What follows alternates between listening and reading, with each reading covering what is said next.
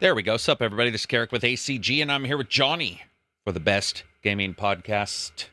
Ooh. 609? 609. Welcome 609? back. Yeah. Welcome back. That's pretty crazy. 609 is nuts. I want to say thanks to everybody who got a chance to watch. Yeah, I'm still doing reviews. I had somebody who, rightfully so, they were like, man, he never posts a review anymore.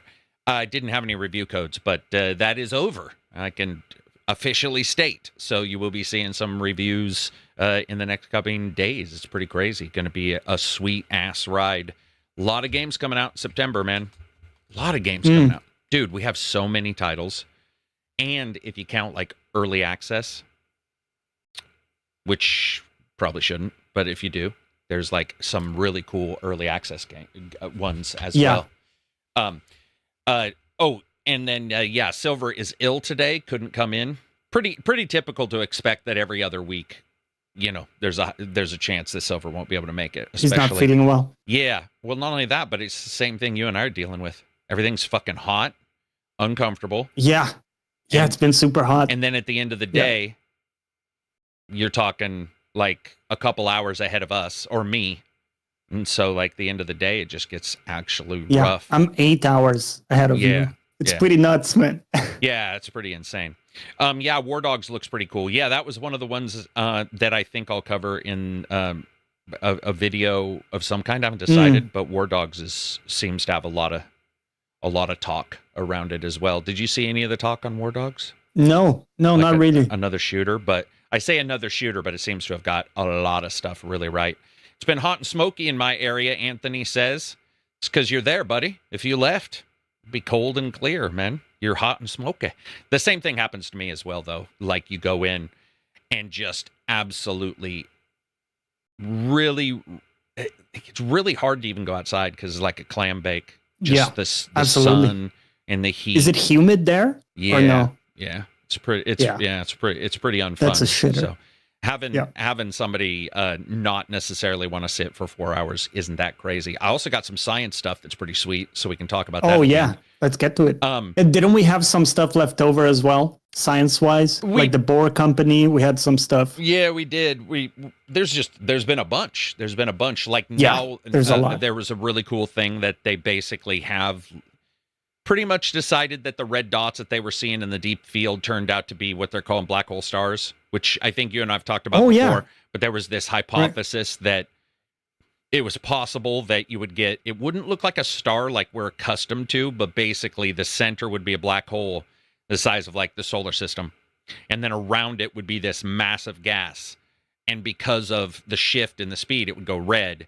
And that would be a particular, like it would show up at particular places and it would go out or it would have gone away as the universe aged.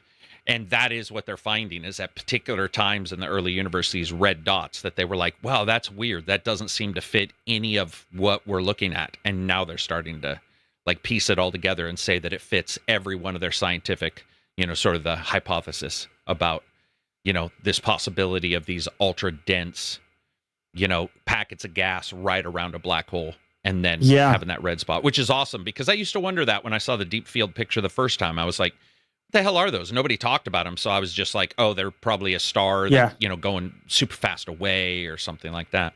I never thought about that. Command Striker says Marvel tokens sold only 450,000 copies in a week. That's way too low for a Marvel game. It's a flop. Is it too low? A Marvel team-based fighting game? That's low for them? It's a good question. I don't. Yeah, I have no idea what other fighting games do in terms of numbers. Yeah, well, not only that, but it's a niche game. I mean, it is it is a team base. I'm not saying it that isn't low sales. I'm just saying it's not like saying it's a Marvel game, Let's see. Beastie by Nature, $5 super chat. Don't always get a chance to catch you guys or you folks live, but love listening back. Much appreciation as always. Thank you very much. If you get a chance, leave those kind of comments on Spotify, iTunes as well. It helps. Let's see. What have you been playing this week? Anything? I jumped around a little bit. I did some co-op sessions. We did Big Walk with Asa's group. It was really fun. And then we did Peak as well in a community night in my server. That was good too. That was the climbing one, if you remember. Came out a while ago, but it's pretty good. They got a new area they're releasing. It's a fun co-op game. I would say Big Walk is really good though. It stands out as more than just, fun with friends kind of thing. I think it has a really cool concept. It is still down to you, like, to execute things properly in the game, or it can become really frustrating because at certain times you really do have to help each other, find stuff and guide each other. Otherwise you can sort of get lost for a very long period of time. So if people aren't really taking it seriously and trying to problem solve, I think it can be really frustrating if everybody's just, talking shit the whole time, but nothing's getting done kind of thing. Right. So I think, my advice would be find a group that you can make progress with kind of thing. Yeah, I mean, I haven't heard anything really bad about that game at all. It seems like for the most part that one, I mean, you need a certain group of people who, that's going to be their thing. I think that's the most difficult, right? It is trying to get those groups of people together. I'm working on something on the side that's like just sort of an idea. And, man, something was said a couple days ago that it's funny because you and I've talked around it, never really exactly said it, but they were doing a study of gold medal, silver medal, and bronze medalists and their happiness 10 years later, 20 years later. And notoriously, the most unhappy group were silver medalists because they're one step above on the podium, but they're not the winner. Bronze medalists were the happiest because they were just happy to be on the podium. And then gold medalists were also a little lower than bronze because they had won, and there's that sense of impending defeat when your abilities have you're at this particular level. Yeah. And in gaming, whether it be websites, whether it be YouTube, blah, blah, blah, the fact that we're all able to see everything at all times now everything is competitive, right? And we're definitely noticing it. It's like like we said, better with friends. Is that a review of your friends or not? There's the ability or inability to get people together to play a game because there is just so many people on the podium, so many games on the podium of play right now. Like if you consider your podium of play, like let's say 8 games, there's 8 games you may possibly play. That includes some Steam games, a mobile game or 2, games on your PC, games on your console, maybe even a pen and paper game. You could add that. It feels like instead of, I didn't get a chance to play this game, it's almost unfairly entered into a competition to where the discussion isn't, I enjoyed playing Big Walk. The discussion is, all the other games lost to Big Walk for you. Yeah. And it's definitely something that we've noticed. And weirdly enough, when I read the thing about the medalists, I was like, that's exactly what we've been trying to sort of put into words. Something that we've noticed is that with all the data, the competitiveness, it's no longer, it's not even comparative. It's just competition. It's not comparative to say, even this thing has this thing has that. Look at what happened with Token. The very first comment was it didn't sell well. Yeah. Yeah, we see that like metric anxiety thing where like you launch your game and the first 24 hours, 48 hours, the only thing that matters to you is how's the game doing? What's my concurrent number? Is it going down? Is it trending down? It's a massive stress now for people. Yeah. Real quick, I got a couple things from Telegram. Marcus says, success on YouTube clean. After listening to your podcast last week, I decided to do what you said. I loaded up Claude and had it go to YouTube and clean out my YouTube algorithm. Took me 7 minutes. Unfortunately, I like fireworks, but I accidentally typed in firefucks. Lo and behold, my algorithm was weird for a while. Thank you very much for the text suggestion. Yeah, Dude, it's super easy. We had multiple people in chat yesterday or Friday night who were like, "Hey, how do I do this?" And they loaded up some agents, Claude, OpenAI, their own, whatever, and cleaned out their YouTube algorithm. And all weekend long, all I've been getting is posts of people saying like, "Holy shit, it doesn't even feel like the same thing. It feels like a completely different universe when I hit my homepage." I'm like, yeah. Do you think they're gonna slowly transition back to where they were? Like, you know, they'll see like one video pop up that's closer to what they had before, and now suddenly. That's why you have to do it quite often, you know, but it only takes a couple seconds. I mean, you can have that up and you can automatic for free. You can just tell Claude, you can just say set a cron job on the PC. That's mine is twice a day, I think, where it looks. But the cool thing is you can also add your own stuff to the cron job. Just be like, hey, you know, add Wolverine to this list. And so now you get Firefucks. No, you get fireworks. And then you also get some Wolverine. Yeah. But yeah, you're welcome, man. I'm glad people were able to do it. Super simple to do. Anybody can do it. Doesn't require money, doesn't require anything, and it cleans up your algorithm. You can pretty much do it on anything that has an algorithm.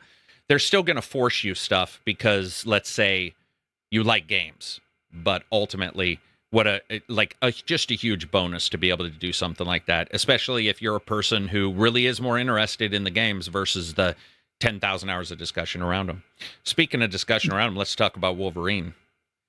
Dude, so this was interesting. I woke up to Wolverine, saw your trailer, people talking about it, a lot of discussion about it, all positive or excitement.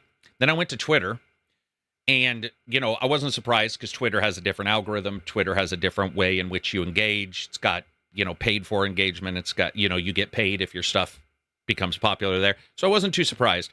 But I was surprised how many people just don't realize that where you go, you're going to get a certain thing.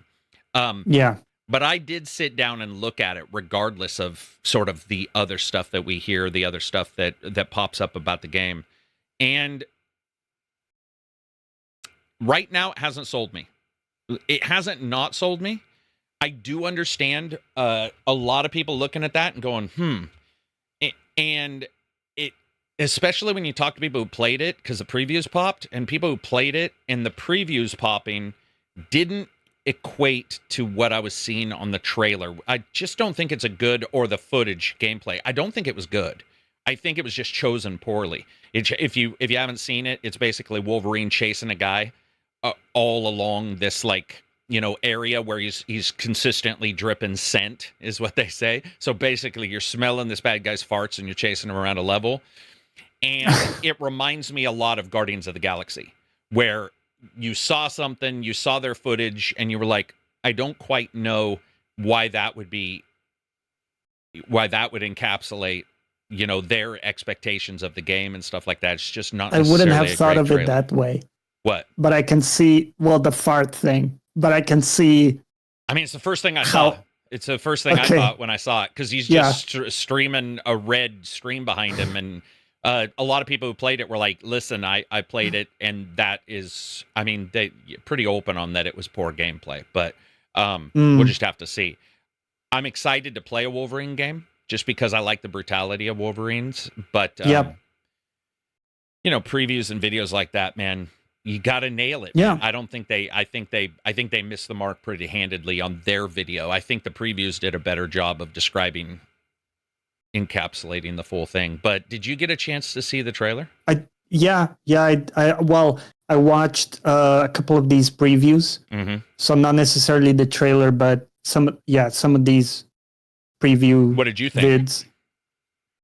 I liked it overall. I did notice a few things, like how the suit is regenerating, which I don't believe is intended, right? I think the intention there is that his skin is regenerating, but the suit still has holes all over where he took shots and hits. Okay, gotcha. It's more of a smaller quibble, but I could see how some people could be bothered with that. You know, if that's a big fiction thing for them, and it's like breaking fiction that his shirt is, restoring itself. Outside of that, I liked it. I think it looks very reminiscent of Spider-Man, which makes sense. These guys made that game, but more and more it does look quite similar to the gameplay. It's just that the gap close is now a jump instead of web slinging, right? And you have like slightly different moves and stuff. And definitely the gore is a big difference in tone, right? For sure, which I think is cool. I'm excited for that. I think it's cool. It's cool. It looks good overall. I didn't really see anything that I would say like different than what I had seen in trailers or that would get me more excited. But I think I'm going to enjoy the game. You know, I like their games a lot. They're very good at making games. This one is more of a linear one, so I'm curious how that's going to shape up, because Spider-Man, you know, one of its greatest things was the open world. I think they did a great job with making it fun. Like a lot of the side things you could do in the map were genuinely fun to do, which is sometimes rare. You know, picking up backpacks, but you seem to always get some cool rewards for doing stuff around the block. So interesting to see how it's going to be with a linear style, just walking you down the story. Yeah, I definitely agree that I think one of the biggest things that's popping up that people are probably not really maybe in love with is the movement of Wolverine chasing people. We've become accustomed to faster, superheroes. We just have. And he's sort of super fast, or not super fast, sorry, he's super strong, super ability to regenerate, but at the same time is usually running after somebody. And you're like, dude, what are you doing? Yeah. Like, get on a pedal bike or something. Like, what's happened? So when you see it compared to Spider-Man, it can look very almost taxing and very pedestrian, which is what you are. You in Wolverine, you're a pedestrian. I mean, you are. You're following the same ped paths as everybody else. You're following along the park path after somebody. You're doing this and doing that. And I can see why somebody would look at that and go, this looks rather this looks rather mundane, or this looks rather, closed off compared to the other titles. So I get where people are coming from. I totally understand both sides of it. I do think the trailer just, we're close enough now. It would have been great if that trailer really grabbed its time. I don't think Sony is impervious to problems either. I think we've seen that. Sony can have its issues. It can have games not do well. Now is not the time that you want to say, well, what worked prior is good enough. Because I'm not talking about Days Gone or anything. You could go that far back and say that was one of their biggest problems. But just looking at some of their sales that we've seen on other systems, that we've seen in games that come to PC, stuff like that, it's difficult. There's a lot of competition, man. And if your podium, as we talked before, if you do have a play podium that's 10, 8 games, and a game's trailers just aren't grabbing you, it's not that you dislike the game. It's just simply that you're like, you know what? I think I'm going to hold off for a little bit. And I'll get this at a later time. And then the later time becomes, I don't even have a PlayStation 5, which, by the way, that just popped up a couple weeks ago in our chat, where somebody was like, exact words close to was, I'd always planned on getting a PlayStation 5. The first games didn't intrigue me, but I was always planning on getting a PlayStation 5. The second games did not intrigue me enough, and it continued as a pattern until they don't have one still. And I was like, that's a legitimate, for any console. So PC, the games never came.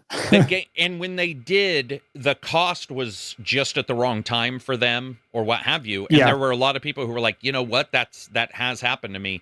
That is, I think, intrinsically connected to how many games we're getting. We are in free games. That's fair. There's just so much. You yourself have these games that are free and, or not free, sorry, but these games that are forever, like a Final Fantasy, the multiplayers, there's League of Legends, there's all this stuff. You spend a couple hours every weekend minimum playing League of Legends. Yeah, the value is insane comparatively. Yeah. I think we haven't really hit critical mass for PlayStation games, even to this day. When you look at it, like the exclusives we have there, since we had Demon's Souls, which was, I think, the first PS5 exclusive, which I really liked. Yeah. But even me as a big fan, I wouldn't put that as like worthy of buying a full console, right? I think you always say like no system is worth, buying for one single game. Yeah, no, yeah. And then it kind of got, the interval between games was so sparse that we never hit that critical mass where it felt really good to buy the console, that you were getting like a ton of games. Yeah.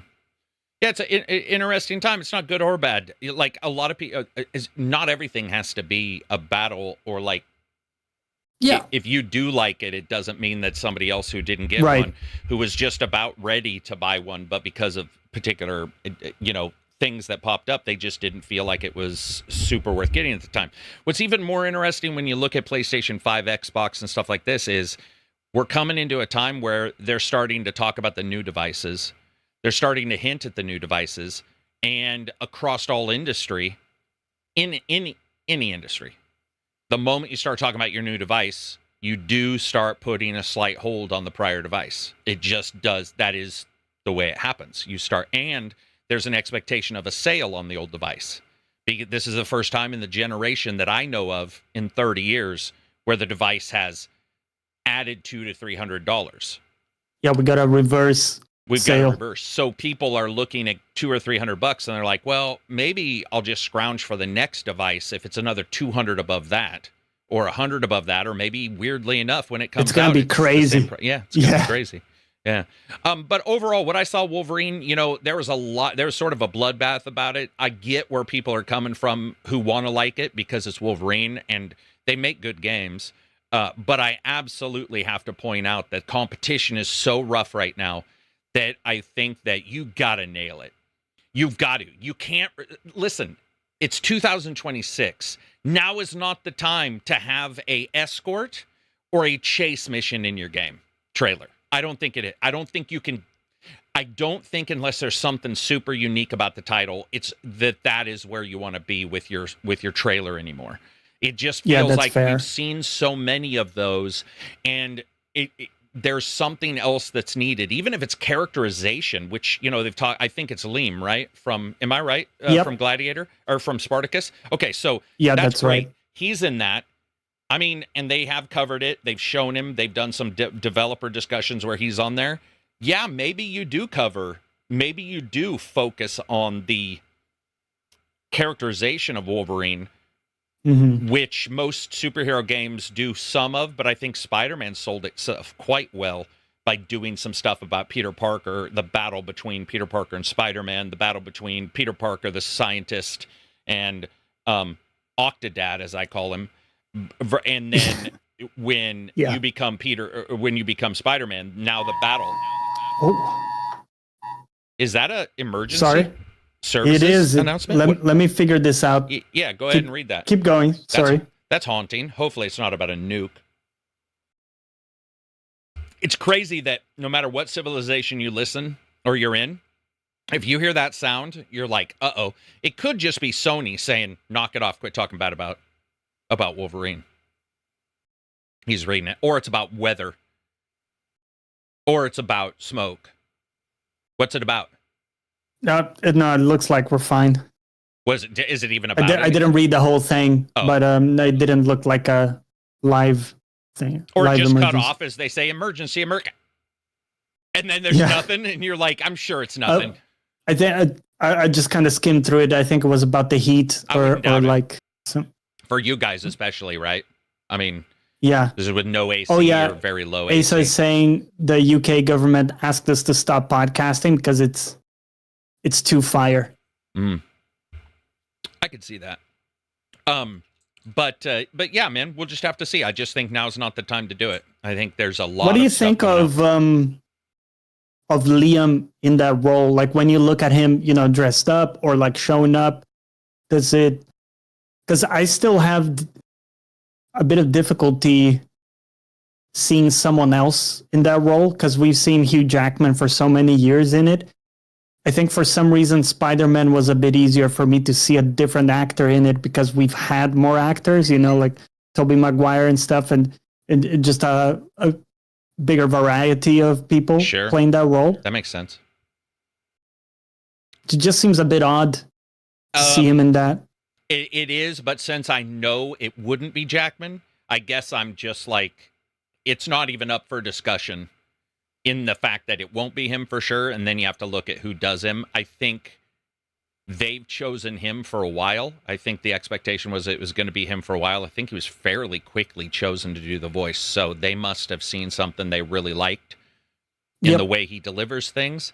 I'm fine with, I'm fine with it, but that's just, we just know it wouldn't be Hugh. It'd be great if it was. It'd be amazing. It'd be mind-blowing. It'd be one of the greatest things ever if they were just like, Hugh Jackman said, screw it, I'm enjoying making the Deadpool stuff. I'll do the voiceovers for, and I don't have to be in shape. I don't have to be all ripped and having a migraine from dehydration when I'm doing the voices. It would be expensive, probably more expensive than Liam, but who knows? Who knows? Sometimes an actor will be like, I'll work for scale. I just really want to be a part of it. I think Hugh's got so many things going on, though. Now that he's back with the Deadpool thing, plus he wants to do his own stuff, it's probably pretty difficult to say, hey, do you want to voice over a character? Even though it is Sony, they have, the massive comic book chops. They own parts of Spider-Man. So, it's possible. It's possible. We'll just have to see. I don't really have any issue with it, really at all, because I just knew it would never be him. So Superman is a big problem for me as well, because I grew up on Christopher Reeve's Superman. So it took a long time to get accustomed to Cavill. Cavill's like the edgy 90. And by the way, this is not a diss on Cavill, because I actually enjoyed those movies for what they were. Cavill is Superman in body and emo man in face. Super dark hair, really chiseled everything. Christopher Reeves was more, I'm a man, and when I look like Clark Kent, I look like a normal man. Which never happened with Cavill.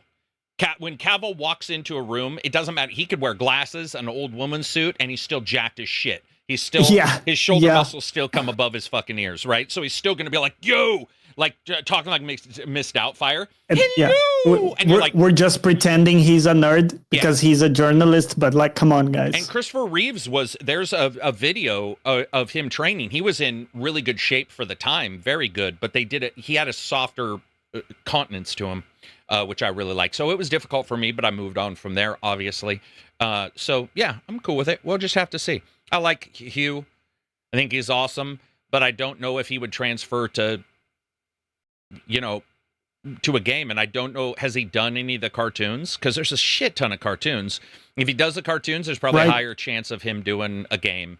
And if not, I say give the cartoon people the chance. So right now, DC Universe has this amazing world that Snyder hasn't infected with his shit, right?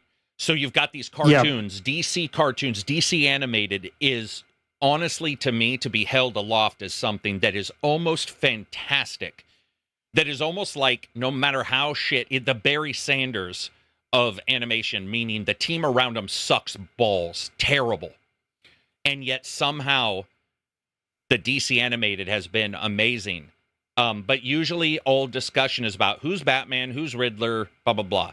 So in the same way on the Marvel side, there's a lot of discussion about who the main characters are and all that kind of stuff. And my opinion is grab those guys and put them in the games. Let them, if they've been doing animation and they're doing a great job, get that sucker in a game. Give them the money, give them the prestige. They're already paying you back by doing the cartoons. They're already invested, and they probably would love to do it. And my man, Anthony and Gruber, could probably nail it no matter what. I was thinking about that a couple days ago. I gotta DM him and see how he's doing. But that guy, I wouldn't doubt if I could have been like, hey man, do a Wolverine voice, and his voice would have been knock on perfect for you. just knowing Yeah. But not too long to go, man. Not too long to go either. It's coming out soon. It's coming. We're getting there. Dude, a couple days ago, people, I'm okay with the way the world works, but I understand, I look and I'm like, well, I can, do a bunch of random videos or whatever, but I sort of want to do reviews. There was nothing. And then I woke up and I got alerts, and it was like, you have a review code for some alerts I did. And I was like, oh my God, they were all on the same day. Are you kidding me?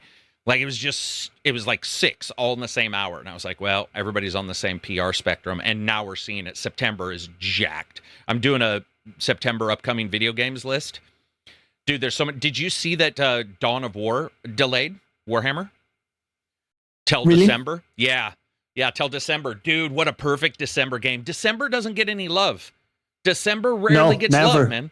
It's like, what are you doing? December is where kids can come off of school, where colleges are out for a time, where there's weather issues. A lot of us have holidays for Christmas. Yeah. Great. Yeah, give December Let's some get love, some games. man. Yeah, I'm stoked. When I saw that, I was like, I'm sorry. I think that is amazing, because there's a very good chance that by the end of the prior month, maybe Thanksgiving, I'll have played a couple games with the delay, with the gap and the holiday, and December could be a perfect time to dive into a game like that.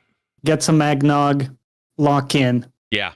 I'm stoked as hell. I hope nothing comes on the same day, but I would have absolutely no issue with 1 or 2 more games being like, we're gonna, we're looking at the December time frame. I love that shit. Norb says, as a JRPG, what about you guys? Do you guys think December is weak? And would you rather see more, or do you hate December as a game release month? Norb, number 3 poster in our chat, by the way, says, as a JRPG player, September's insane with Trails in the Sky 2 and Fire Emblem. Yep. Yeah, Fire Emblem came out of nowhere for me. I only really tracked its release in the last 2 or 3 weeks, and then the previews were good. Oregon Fresh says, man, I remember back in the day, everything was hitting in December for those holiday breaks. Yeah, it was. Dodger says, I'm still hoping Dawn of War 4 will be better than Iron Harvest. What's Iron Harvest? Iron Harvest. Sorry, I don't know what Iron Harvest is. Oh, that's the... Oh, no. I thought it was the turret game, and I was like, why are we comparing Dawn of War 4? But it's not. Gotcha. Yeah. What is that? Is Iron Harvest a DLC? Maybe that's a game from 2020. Okay, I got you. I see what you're saying. Iron Turret is the other one. The turret game. Boom. Shows people blowing shit up in the big where it's a simulator. Isn't that Iron Turret? What was? Yeah, Iron something. Not turret. Okay. What is it? Cannon. I'm gonna find it. Turret. I'm gonna find it. Barrel. Iron Nest. Okay. We'll get there at some point. A lot of people liking that. Yeah. A lot of people. Yeah. A lot of people. Doing very well. Game of Thrones War for Westeros 2. 2 what? As in December? Is that what you mean? Or are you looking forward to it? I don't know anything about that game, so that's cool. I haven't heard a single. I'm going to be honest. I don't think I knew there was a Game of Thrones game coming out. Yeah, but that's neither here nor there. Certainly not dissing on them. In chat, let's do it. What games are you playing? What games are you looking forward to? What's the best gaming news you've heard in the last couple weeks? Because we're about to get into the negative gaming news, and sort of a lot of it. So I'm going to read some of these, and Johnny and I will pick. A lot of this is just, some rough stuff. So the first up, the most disappointing news of this month. We should vote. What's the most disappointing news? Because I have 10 of these. 10. Most disappointing for me. Netflix is shutting down Oxenfree developer Night Schools. Netflix is closing both Night School Studios and Finnish developer Moonloot Games as it continues reshaping its gaming strategy. Dude, that's a Oxenfree 1. Oxenfree 1 might have been one of the most enjoyable times in gaming review to me, because there was some negativity and stuff. Like, if let's say you liked a game, somebody's like, well, I don't like the graphics, so it's absolutely a terrible game. It's a shit game. I hate it and I hate you, right? That's sort of what happens now. But back then, there were still people who were like, this intrigues me. I never thought the people that I followed or whatever would play this game, but you guys seem to like it, so I'm going to give it a chance. More that I'm going to give it a chance because people are talking about it versus I won't give it a chance and no one else should, which is sort of what the world gets flooded with now. And it was just such a great time. The other, number 2, Supermassive Games is laying off 75 developers. That is a lot of devs for that team, by the way. Yep, that's huge, man. That's huge. Amazon is effectively getting out of the MMO publishing business. Amazon is going to hand Western operations for Throne and Liberty back to NC later this year and Lost Ark back to Smilegate in 2027. Combined with winding down of New World, this essentially is going to end Amazon's MMO publishing experiment. Now, I can say, I think those companies will do better than Amazon. So in a way, this could be considered a net positive if those games continue. Because I don't think Amazon Publishing did a good job at all. That's maybe a hot take. I don't think it's a hot take, but it could be a hot take. No. Another, Compulsion Games. This is good, though. I'll say this is good. Compulsion Games is taking control of South of Midnight after separating from Xbox. They have been switched over to being the publisher on Steam and so forth. So that's good. Making sure. Oh, this neither good nor bad, I guess. Probably bad. GTA 6's 100 Ultimate Edition is outselling the $80 Standard Edition pre-orders. Now, I don't think that's unexpected. I don't think that's unexpected. That's kind of crazy. It is, but 80 versus 100. That's a $20 difference. Whatever's in the 100, people are just, and they've been shady about their description. Sorry, I'm just going to say it. They've been I'm not behooving to them, but they've been sort of shady about what is and isn't available in that 100 and what locks off. They need to just sit down and be like, this is it. And instead they're like, it makes you wonder sometimes if you're even going to be able to do certain things with this 100 versus 20 versus 80. So, what's the saying? In for a penny, in for a pound. Yeah. I think so on that game. Let's get in there. I think the people buying it now are like, I'm diving in. Real quick before I move on, I asked people what they're playing. Let's see. Some people are playing the War of the North or whatever it is, that remaster. Zalstar Max says, just finished Unicorn Overlord on Switch. Now still on Star Wars Outlaws and waiting for Zero Company. Yeah, that's going to be good. Zero Company's got some... ignoring preview titling and stuff like that, just looking at the game, looking at footage, hearing, it's really hard. But lately I've just been having to parse out all the personal stuff and just be like, what's in this fucking thing? Because one person's lovely addition to an XCOM game is another person's most hated addition to an XCOM game. But it looks awesome. Yeah. A Zero Company, that parsing out, I read a bunch of articles, took all their data and sort of parsed out exactly what they're doing in it.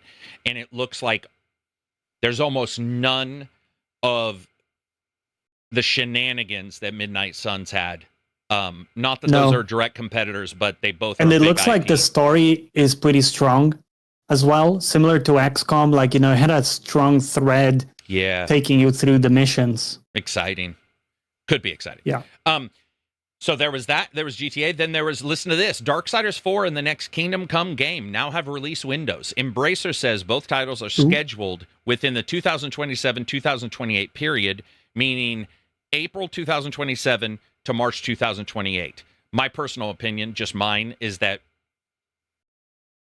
Kingdom Come may be delayed just because it is such a unique, they're always trying to really nail those games. They're great games. They have a very high expectation, where I think Darksiders 4 has a fan expectation, but it's a little bit of an older series.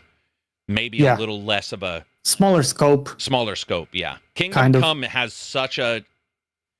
It's pretty beloved, man. I mean, dude, even the people I know who don't like Kingdom Come like it, which is weird, but they'll be like, I don't want to play it, but man, I appreciate that game.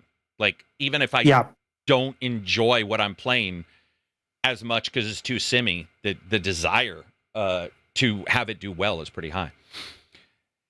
And then listen to this. Here's some good news. Embracer's gaming business has a surprisingly strong quarter, helped by Gothic. Dude, Gothic sold well. Can you believe that?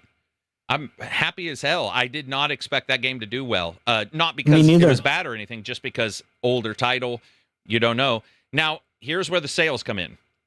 This is Gothic, comparatively to what we heard earlier about Tokens selling 470,000. Gothic 1 Remake has sold about 500,000 copies in his first weeks of release. So, depending on cost, IP, and all that stuff, you can sort of identify, Yeah.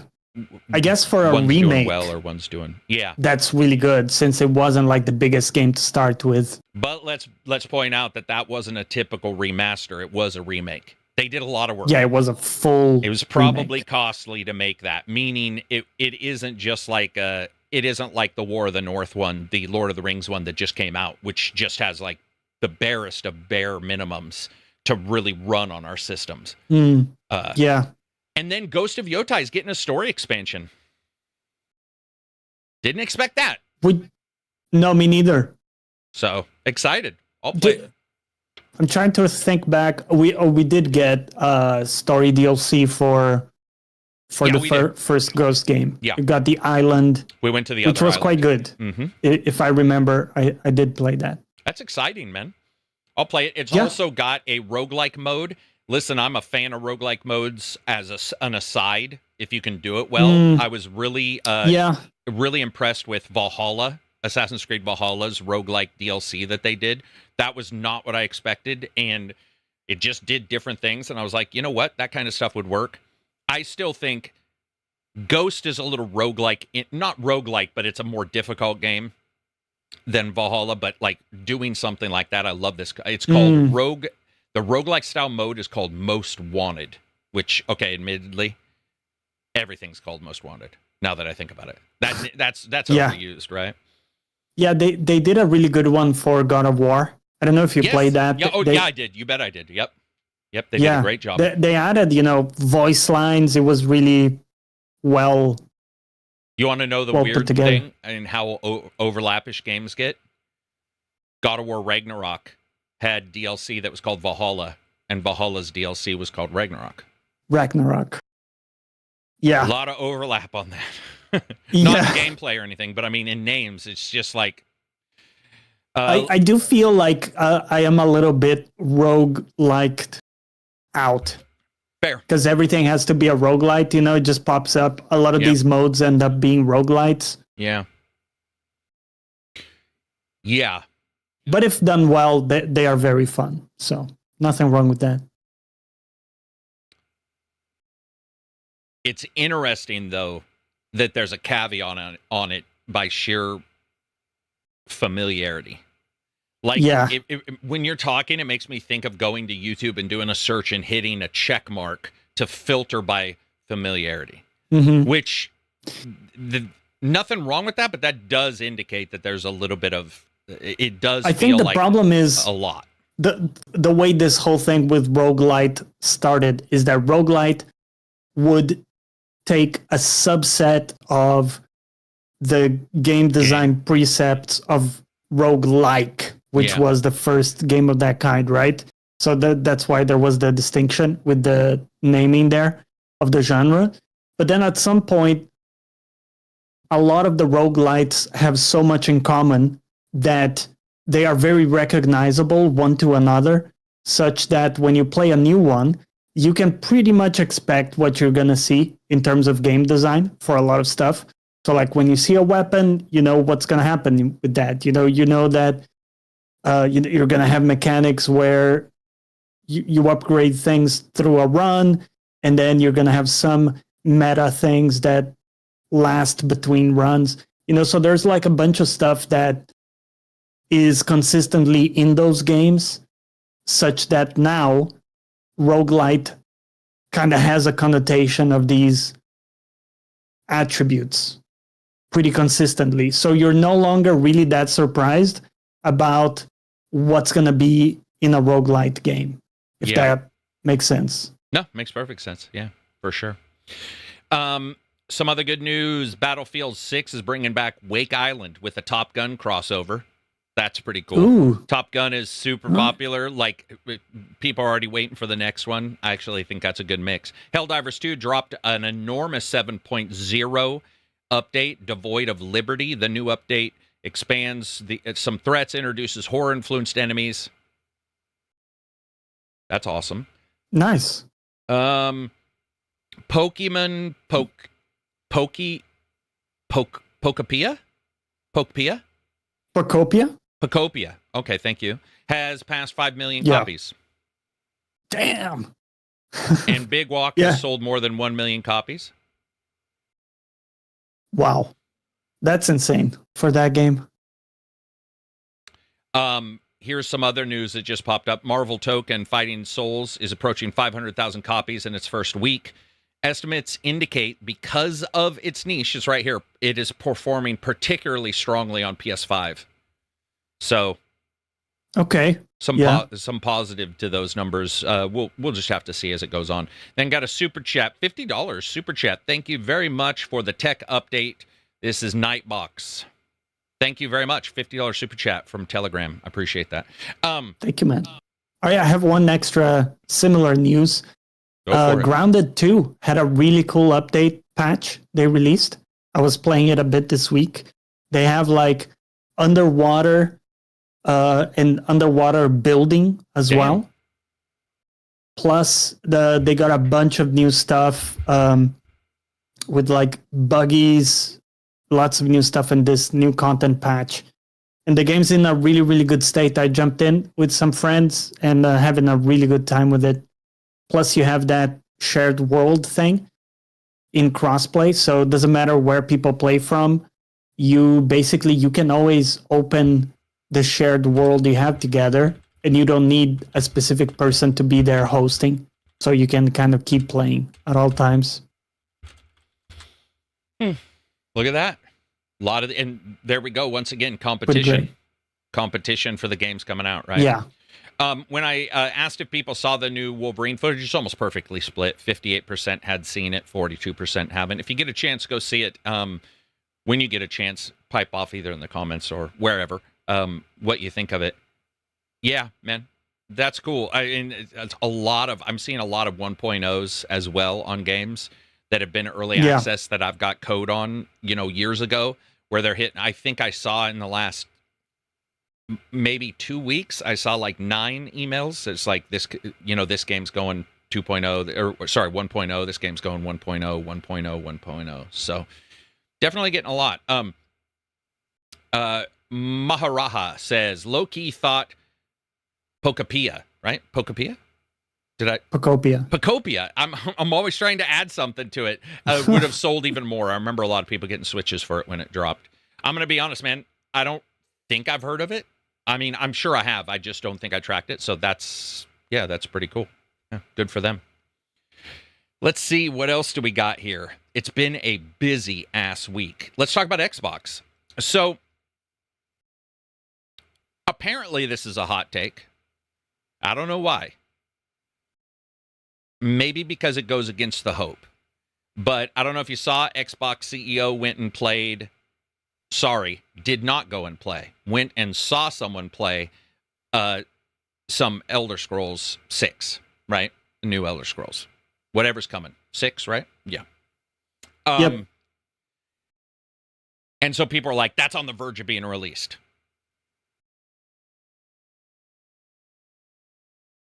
I don't know if, number one, we would want that because of where it would be technically, where it would be bug-wise and stuff like that. But even if you go back less than 2 years ago and you listen to who's talking about what and what games are being worked on, they were pretty clear. They were in preliminary.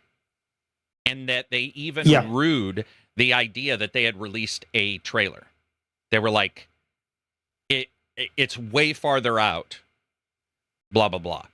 So any changes that we've seen in the last 2 or 3 months with people going to help Bethesda with this, with companies, with consolidating, and Microsoft saying they're consolidating into their big releases, you can't arbitrarily add content that you have planned to add.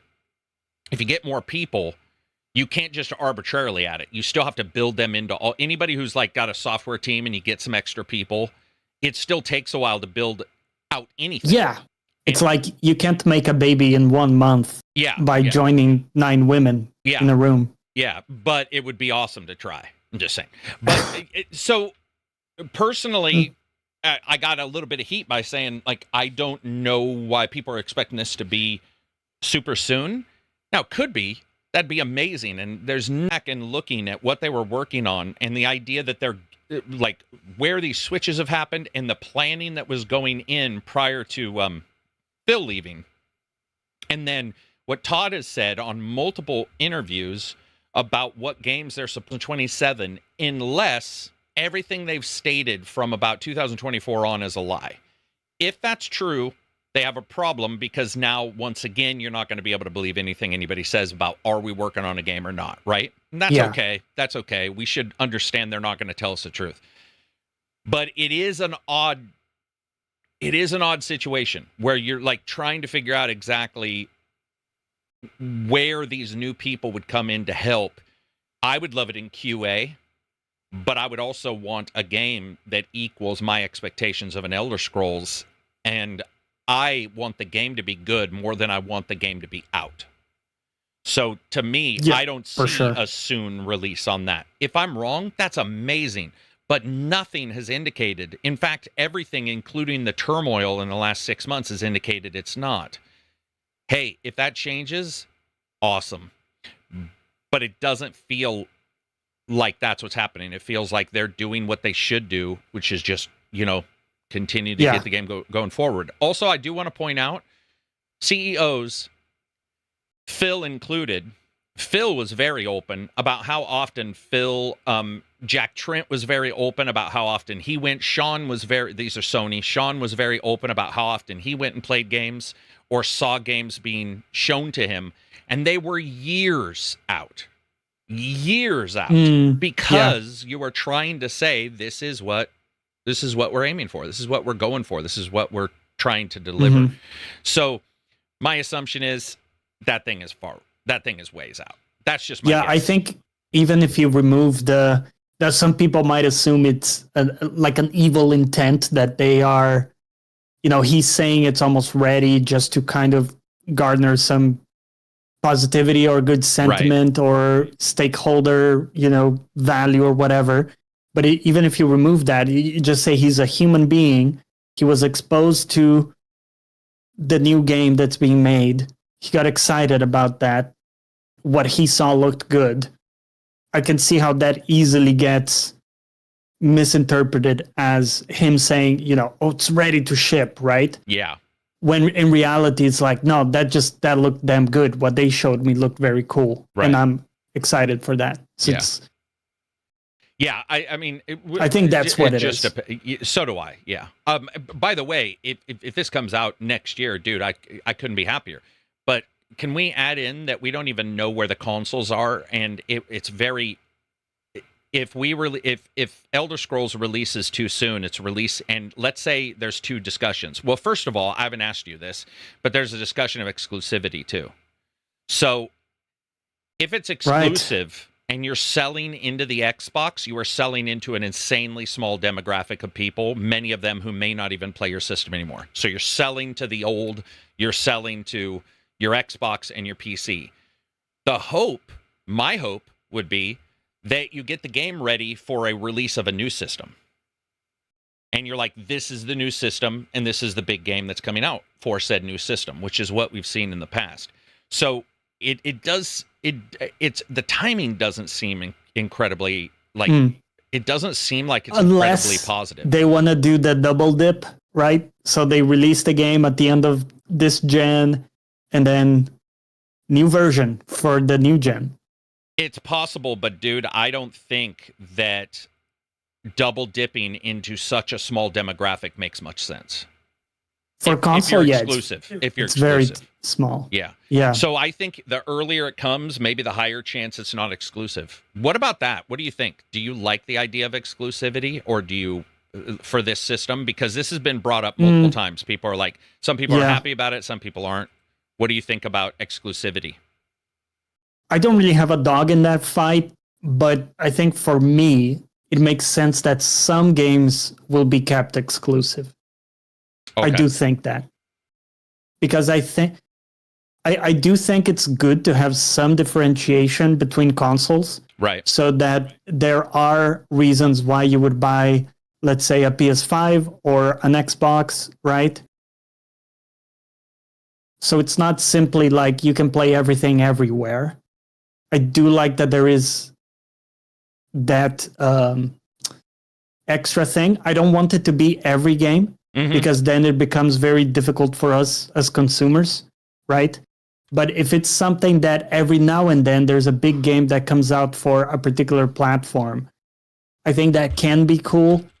And with Xbox, because everything comes to PC, I'm okay. Right. I'm more okay with them putting out an exclusive because I know we can access it on PC. Yeah. So just from my biased corner, I'm much more okay with like Xbox exclusivity. Even though I do have a PS5 and I do like it as a piece of hardware, I just prefer to play stuff on PC. You know, it just plays better. I have more options. There's more stuff I can do if something doesn't work. And the fact is, if a game comes fully exclusive for the PS5, I know I'm going to have some issues, you know, because it's not the PS5 Pro. So with like some of the new games, you're going to have some limitations there. It's maybe thermal throttling, different problems like that can pop up. So yeah, I am a bit more concerned about like the PS5 exclusive games in general. Okay, that makes sense. Yeah, for me, it's just like who you sell through to. And Microsoft did okay to middling this gen. And the idea of saying we're going to be exclusive, but we're also releasing early enough that this gen is all we're selling to, that's rough. It's limiting. That's pretty limiting, yeah. But if you say we're going to sell to both gens, the old gen and whatever our new system is, and PC, maybe it's easier to chew an exclusive at that point. Or if you just say we're selling for PS5, Xbox, PS6, Xbox Helix, or whatever it's going to be, and PC, then you've got a lot of excitement around that one particular thing, especially if it's going to take into account the new performance of the new systems. That's right. And probably the best of both worlds is just a delayed thing. You know, just comes out on PS5, but comes out later. Yeah. So they can still get the big bump. Spanky Steve, what's up, sir? $10 super chat. Am I the only one not overly excited about GTA? No, you're never the only one. Maybe my mind will change with the Netflix thing. I'm more excited about Ace Combat and Dawn Walker personally. You know, parse what he stated about GTA and why it came on Netflix. Ignore the hyperbole. There's some hints he's given. Do you guys remember GTA 5 had the movie mode thing? It probably is still there, but where you could you could make a cutscene with your character, like sort of machinima. So maybe there's something there that they've added that is like, oh my God, this is you're gonna be able to do all this other stuff too. I don't know if that's true, but he did state that the reason why it's on Netflix is because it's a cinematic event versus just a game. There's stuff that they're doing. We'll just have to see. It's a 6-hour exclusive. So ultimately, or it's 4 or 6, it's not going to matter in the long run anyway. Not that big of a deal. By the time we all watch it, by the time 1 or 2 videos come out saying it's the worst thing ever, it's the best thing ever, we need to talk 10 things you don't like about it, 10 things you do like about it, 10 things I saw about this game. Within 6 hours, it'll be everywhere. Within 2 hours, it'll be pirated everywhere. Can you pirate an advertisement was the question that I saw. Yes, you can, of course. If you do take an advertisement and you upload a Chevy one, could they strike something? Yes. I don't think these guys will, but the question was, is that even possible? Everybody's going to upload it. Hell, I might even upload it. I mean, at that point, you're just like, why not? We'll just have to see. It's going to be an odd one for sure. Let's see. A lot of us are a polygamerists. Exclusivity just feels like it gets in the way. I prefer options with hardware over exclusivity. Reflux Records says, of all the IPs, TES needs the day one PC version for mods. For console players, nothing may change, but in the long run, Beth games thrive thanks to modders. Have they stated, wait a minute, have they stated that the console versions won't have mods like they have? No, I don't think so. But I think they haven't really said anything about mods in a long time. My assumption is it's because they're for sure going to have mods on console just like they have for the other games. I hope you're right. I mean, that would be weird, right? It would be a step back. It would be a massive step back. I mean, now we're seeing other companies putting mods on their games too on console, like a Stalker and stuff. I would be blown away if we didn't. Oh, have they? Yeah. On Xbox? Yeah. Okay. Cool. Dodger says, don't think any Xbox game will be exclusive, really. They just won't be on PS. Yeah, that means exclusive in this discussion. I mean, otherwise, where are we? Like, yeah, for sure. For sure. I get you. Microsoft have to release their Xbox games on Yep, we know that. Commander Striker says, especially now that SteamOS can be installed on desktop. I don't know what that means. If people think in SteamOS is a great, super small, absolutely infinitesimally small number of people who are going to be playing your games on Windows. Like, I mean, really is. Even if it's good, a lot of people. I don't know why, but there's like always, it's like the Steam Deck can do all games at 4K 120. There's always a little bit of Gabe loving, but I think some people think games run better on SteamOS. Well, Linux has had a couple wins where especially on handheld. Yeah, for sure. They can squeeze good. Yeah, they can squeeze good value out of it, but you should still think that games are being kind of mediated by the Proton layer thing. So just in general, whenever you need to inject something else, there's at least worries. There's one extra layer on top of the actual game, so I mean, I just wouldn't expect stuff to run better.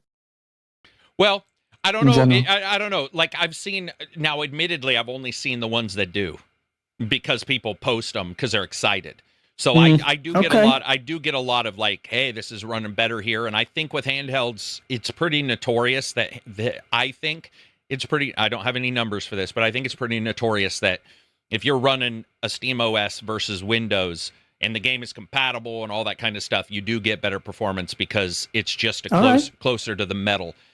Maybe I eat my hat on that one. No, I don't think you're eating your hat because this also could mean the next gen of consoles to where all bets are off until we see like how all this is even going to work. But no, I get where you're coming from. I mean, you're always adding something, You're always adding something, just like emulation on the hard drive. Yeah, exactly. PlayStation whenever you can run something natively, it's going to perform better than if you need to like interpret that or like put something in the middle, some extra layer. Or have the possibility to.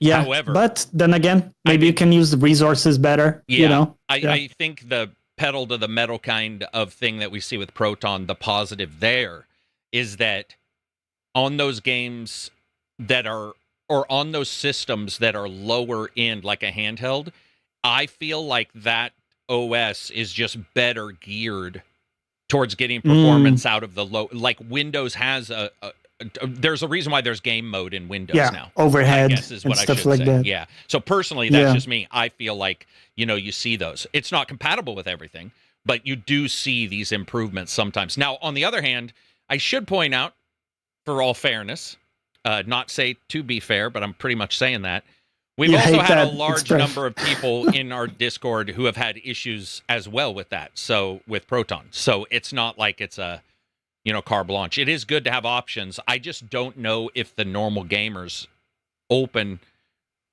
to those options as easily as people assume. Because as a nerd myself, I have a hard time sometimes explaining something quickly to somebody, and they're like, Jeremy, can you start all the way at the starting? Because I don't even know how to sign in. And you're like, oh, right. Yeah, I should go all the way to the back and sort of describe this from the starting. So, but I think that the best thing about any of this stuff is competition, too, because we wouldn't have got a game mode without Proton doing well. We just wouldn't have. Microsoft would have continued to be like, hey, your power, you're going to have to throw more power at this. And I think that it's always better to have a game mode that works, that actually does stuff. So the more we can get competition, the better. Microsoft needs to step it up. And I'm sure there's stuff Proton needs to step up. I'm just saying, like, as a whole. I have no real issues with Windows as a whole, but when I see like this kind of stuff, I'm a big Metal fan when it comes to programming anyway. I've always been really intrigued by somebody like Carmack, who's like, I built this to be closer to the Metal, and you see some incredible performance improvements sometimes. Just all depends. Yeah, for sure. Oregon Fresh says, I could see GTA 6 being a platform situation like Roblox. Yeah, so by the way, that's what I meant. That's what I'm wondering. If people are seeing the Roblox companies and are like, you know, imagine what we can do if there's a Rocket Arena kind of game in GTA. If there's these other front ends, Lego that we saw in what was in Fortnite, right? Lego, Fortnite. the Unreal Fortnite thing. Yeah. So, I've always wondered. Everybody sells on Black Friday or leading up to Christmas, but no games during Christmas breaks. I don't get it. Yeah, I agree. Witcher 3: Songs of the Past for. Hey, dog. Wake up. Sorry, he's knocking my shit around. Witcher 3, Songs of the Past. For all intents and purposes, it's another Witcher 3 game with Geralt. The same way Blood and Wine was pretty much another Witcher 3 game with Geralt. Oh, okay. Cool. That's the new DLC, right? Correct me if I'm wrong. The new Witcher 3 DLC? I'm double checking that right now because I don't remember the name. Isn't that crazy? Yeah, it is the DLC that got announced. It does say, get ready for a new adventure as Geralt. Yep. Hell yeah. I didn't do the DLCs, though. I'm ready. I wanted to, just never got the time. Live vicariously through you, Absy, Silver, mate. No, not Silver. Silver, yeah. Silver probably as well. Are you sure? Yep. I feel like Silver doesn't return. He talks about it. He doesn't return so often to DLCs, so I was just hedging on that bet. No, he definitely did for that one. For and he talked your ear out about it. Did he? You'd think I'd remember that.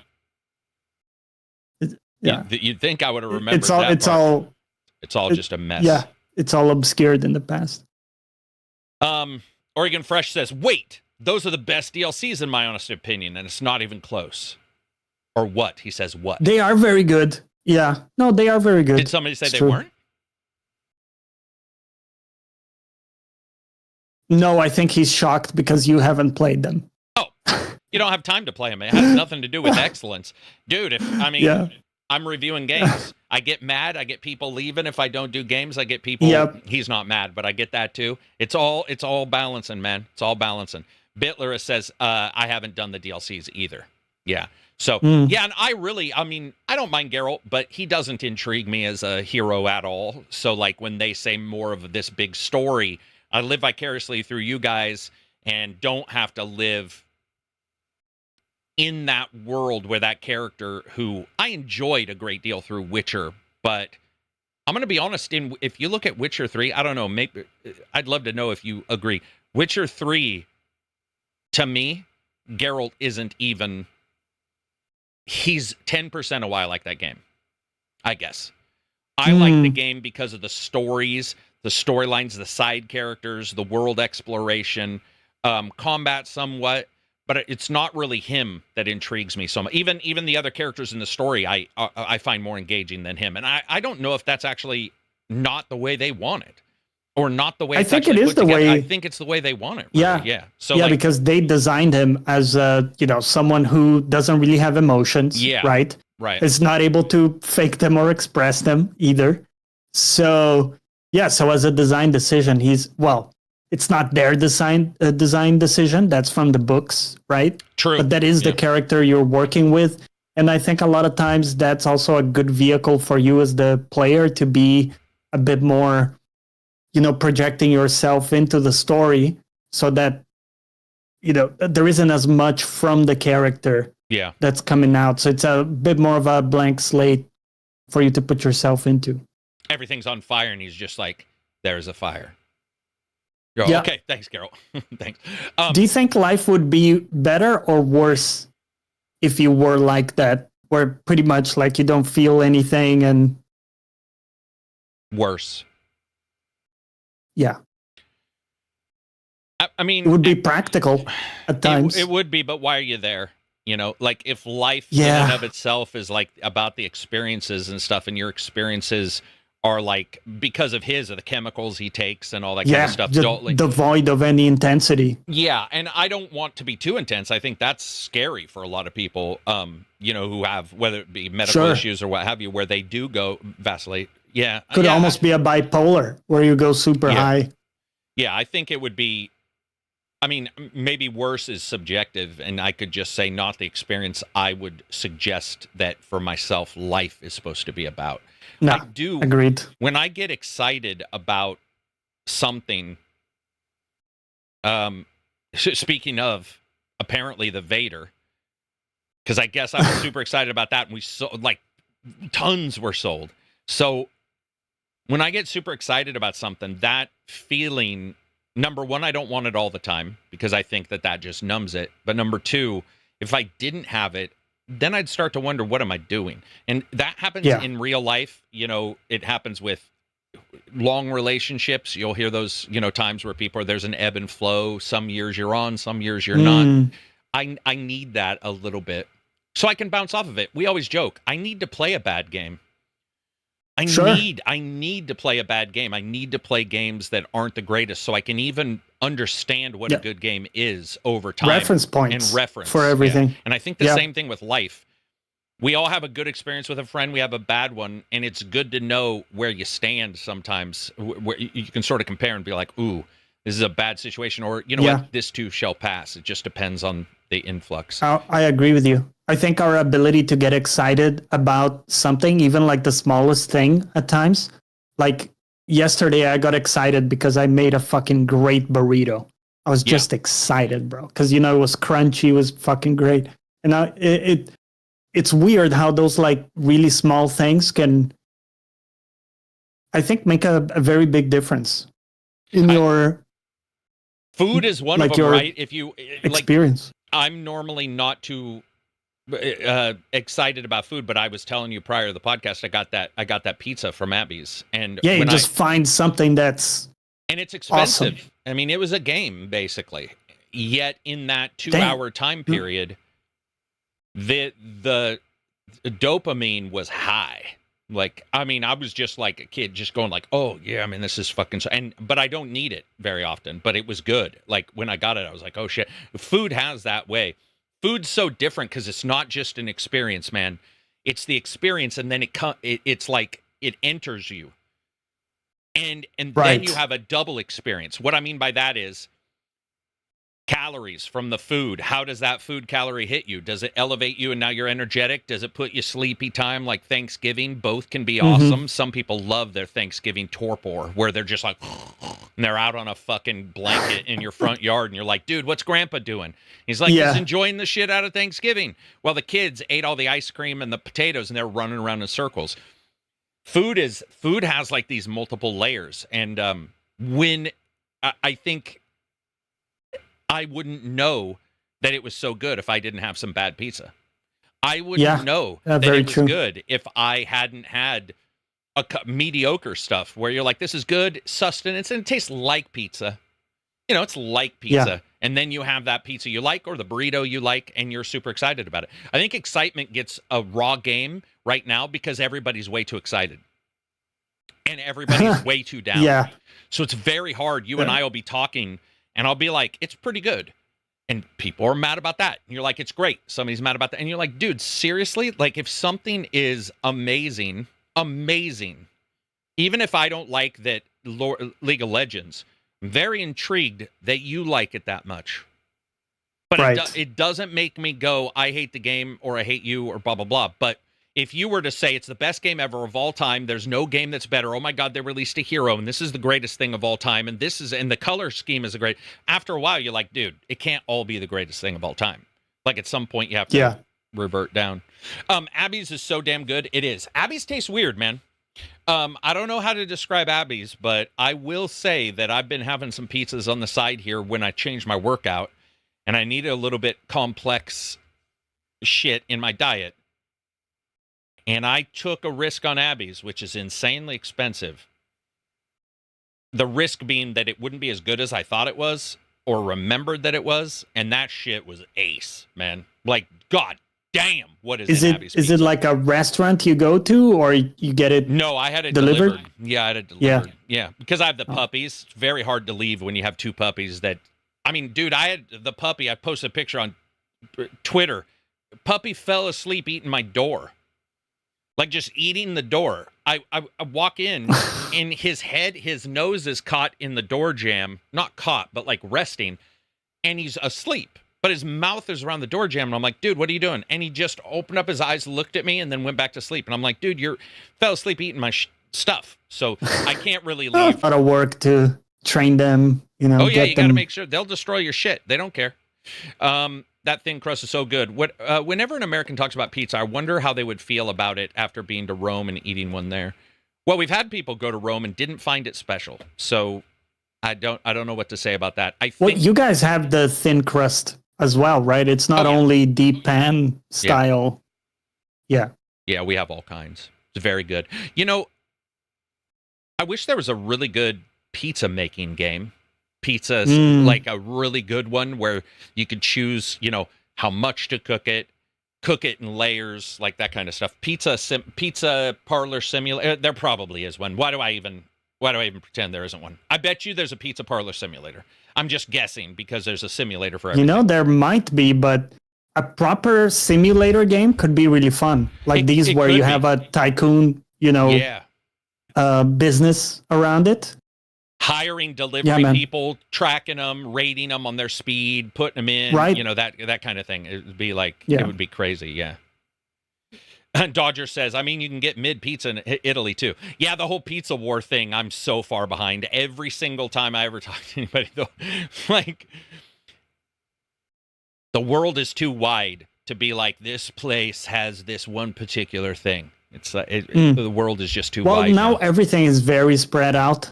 Right, so you can find Indian food over there. We can find it here. It's like, it's kind of everywhere. Yeah. And it won't be the same. It's always, you know, that's why traveling is nice, right, as an experience, because you get to experience these genuine things, like very authentic things that were made there and that kind of stuff. But yeah. And then you get people who come back and are like, that was the worst experience I've ever had, and the food is trash compared to here. So it's like... That can happen too. Well, remember the tiny burgers from Japan? Yeah, the tiny burgers. When you go somewhere, it doesn't magically make anything change at all. It's like the cooking procedure that is like, let's say, in some Italian family, a mobster family who's not telling anybody, that may not change. But for the most part, the way you cook things, and if you get a company that really cares, you might have a small mom and pop store here where they're from that location, and they're quite literally trying to deliver it here. And that's when the nostalgia shit, I think, is just nostalgia bait. I think it's travel bait. I think it's like... I think a lot of it, too, is just the setting. Yeah. Because, like, you're eating that pizza in Rome, you know, like you're seeing the Colosseum, like the whole thing. That's why it's hard to compare, like, the pizza food you ate there in your holiday to what you're eating now here, because it is the experience, a lot of it, too. And when you're somebody like me that doesn't want that experience, it's much more enjoyable you're watching good with a the TV pizza. show, you're the pizza, and not having to deal with like Rome and fucking. So yeah, it all depends. Right? Fun stuff. I guess that travels to games too. The same thing can happen with a game. Your experience, you know, friends. By the way, what friends you have around you and stuff like that. That all can sort of feed back into like it can be easily misinterpreted as being the quality or lack of quality of a game as well. Is I guess what I'm saying. Let's see. Windows Central posted something. Listen, I'm reading this. I'm not saying I agree with it. It says, I checked GOG, which is Good Old Games, right? Most popular games, and found shocking gaps in updates, DLC, languages, soundtracks, and more. 1,140 games are affected with 1,500 issues. Let me see what they're talking about. It's a huge amount of games that are missing content and features compared to the versions available elsewhere. So the Good Old Games titles may be missing stuff due to IP, DRM, something like that. Yeah, I don't use that store very much, so I don't know much about it. So I'm also not the one who's saying that this story is right. I just happened to see Windows Central posting an article. Then we saw Stalker 2, Heart of Chernobyl, Back to the Zone, Update 2.0. Did you see that? That's fucking awesome. So finally, it's out? Yeah, it's coming out. I just saw the trailer, but I saw a trailer this morning. Yeah, ton of stuff, man. Ton of stuff going on there. I'm really excited for that. Doing a comment now, but I'm not watching live. Just giving you guys a shout out. You guys are warriors for doing this every week. Thank you very much, man. Yeah, thank you. I appreciate it. Yeah, I was just reading the thing on there about Stalker 2. It's a big 2.0 update. Right? They got changes to the A-Life system. They got changes to some of the way characters act, AI overall. They've got some improvements. They've got some quality of life. And then they've got a new DLC that's coming out that's combined with Is it Cost of Hope? I was just trying to find. Yeah. 20th of August. Cool. That's pretty cool. Is it free? I think it's free, right? That DLC? I think isn't all Stalker DLC free? You catch me there. I don't see any price tag on it. It just says you require the base game. Gotcha. Fruitcake, what's up? $5 super chat. Long-time listener of the podcast. First time I've managed to catch some of it live. Keep up the good work, gents. Thank you very much, man. We appreciate you watching it live as well. We know it's not necessarily easy because I moved to a completely different channel without telling anybody, but despite all of those problems, we still have a good contingent of people who watch. At some point, dude, I haven't even done a video on the main channel going, here's where we went. I still have people going like, did you guys stop doing the podcast? I'm like, no, it's like the more eyes on it, the better for, like, let's say if we're covering a game. But otherwise, it's sort of fun to just be like, if you find us and you like it, it'll be fun. If you find us and hate us, it won't be. You mention it in your videos sometimes, yeah, but it's one of those things. I never mention the channel. I always go, yeah, man, if you get a chance, check out the podcast on Fridays. So people will be like, there's no podcast on Fridays. Good luck finding it. I'm fixing that, by the way. This year, I've been fixing it slowly. I have been fixing that kind of stuff because I'm like, yeah, got it. Like, that's just, for stupid sake. We'll lock in. We'll lock in this year. Oh, we're locking into a couple things. There's a couple things that have been improved as we've gone on, and then slowly improve it more and more. Dude, just being able to post to multiple places, be able to stream to Twitch as well, and it's very awesome to be able to do. It's podcast speakeasy. That is what it is in a way, dude. And the number of people who jump in and are like, it's this dividing line. And I get it. People be like, you need to read every bit of news. And then somebody else is like, please talk more about science. And I'm like, as long as people are nice about it to the co-hosts, I don't care so much. People can call me whatever. But like, or to visitors, I'm pretty okay with offering something a little different, Like, yeah, that's the way it is. Malad, Didge. I always mess up that. I don't even know how that one's supposed to be pronounced. He says, no, it is not free. So the Stalker DLC costs something. Well, someone else said it is going to be free. Mists of Time on Twitch says it is free. Conflicting data. I don't see any price point in the Steam page. So, I'm not sure. It kind of looks like it will be included. We'll have to see. It's always so difficult sometimes to even figure out that, right? Yeah. And then in the past, it happens very rarely. But there were a couple times in the PS4, Xbox era where a game would have a DLC free on one and not on another. Or they would have some like stories. Remember the Assassin's Creed, I believe, had a couple stories on the PS5 or PS4 maybe that weren't even, there was like an adventure or a quest, and then later come out on another one, and that was going to cost more, It's just, let's see. Devs usually update Steam. They forget about the other places. Yeah. Huh. That would be weird. Reflux says it should be $29.99 for the vanilla owners. Interesting. It's highly expensive. Damn. Okay. So it's either free, not free, $29.99 for vanilla owners. That's what we have so far. Those are the choices we have. Damn. It's crazy. Always difficult to track that. What else do we got for questions in the Discordian? Right. Let's see. Mr. Always Be Cookin' says, what's your favorite idler game?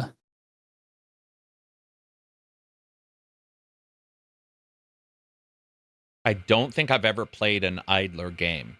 I'm assuming he means the genre itself. Yeah. Right. What was that ugly ass game you played? Loop Hero. Loop Hero? Loop Hero. Yeah.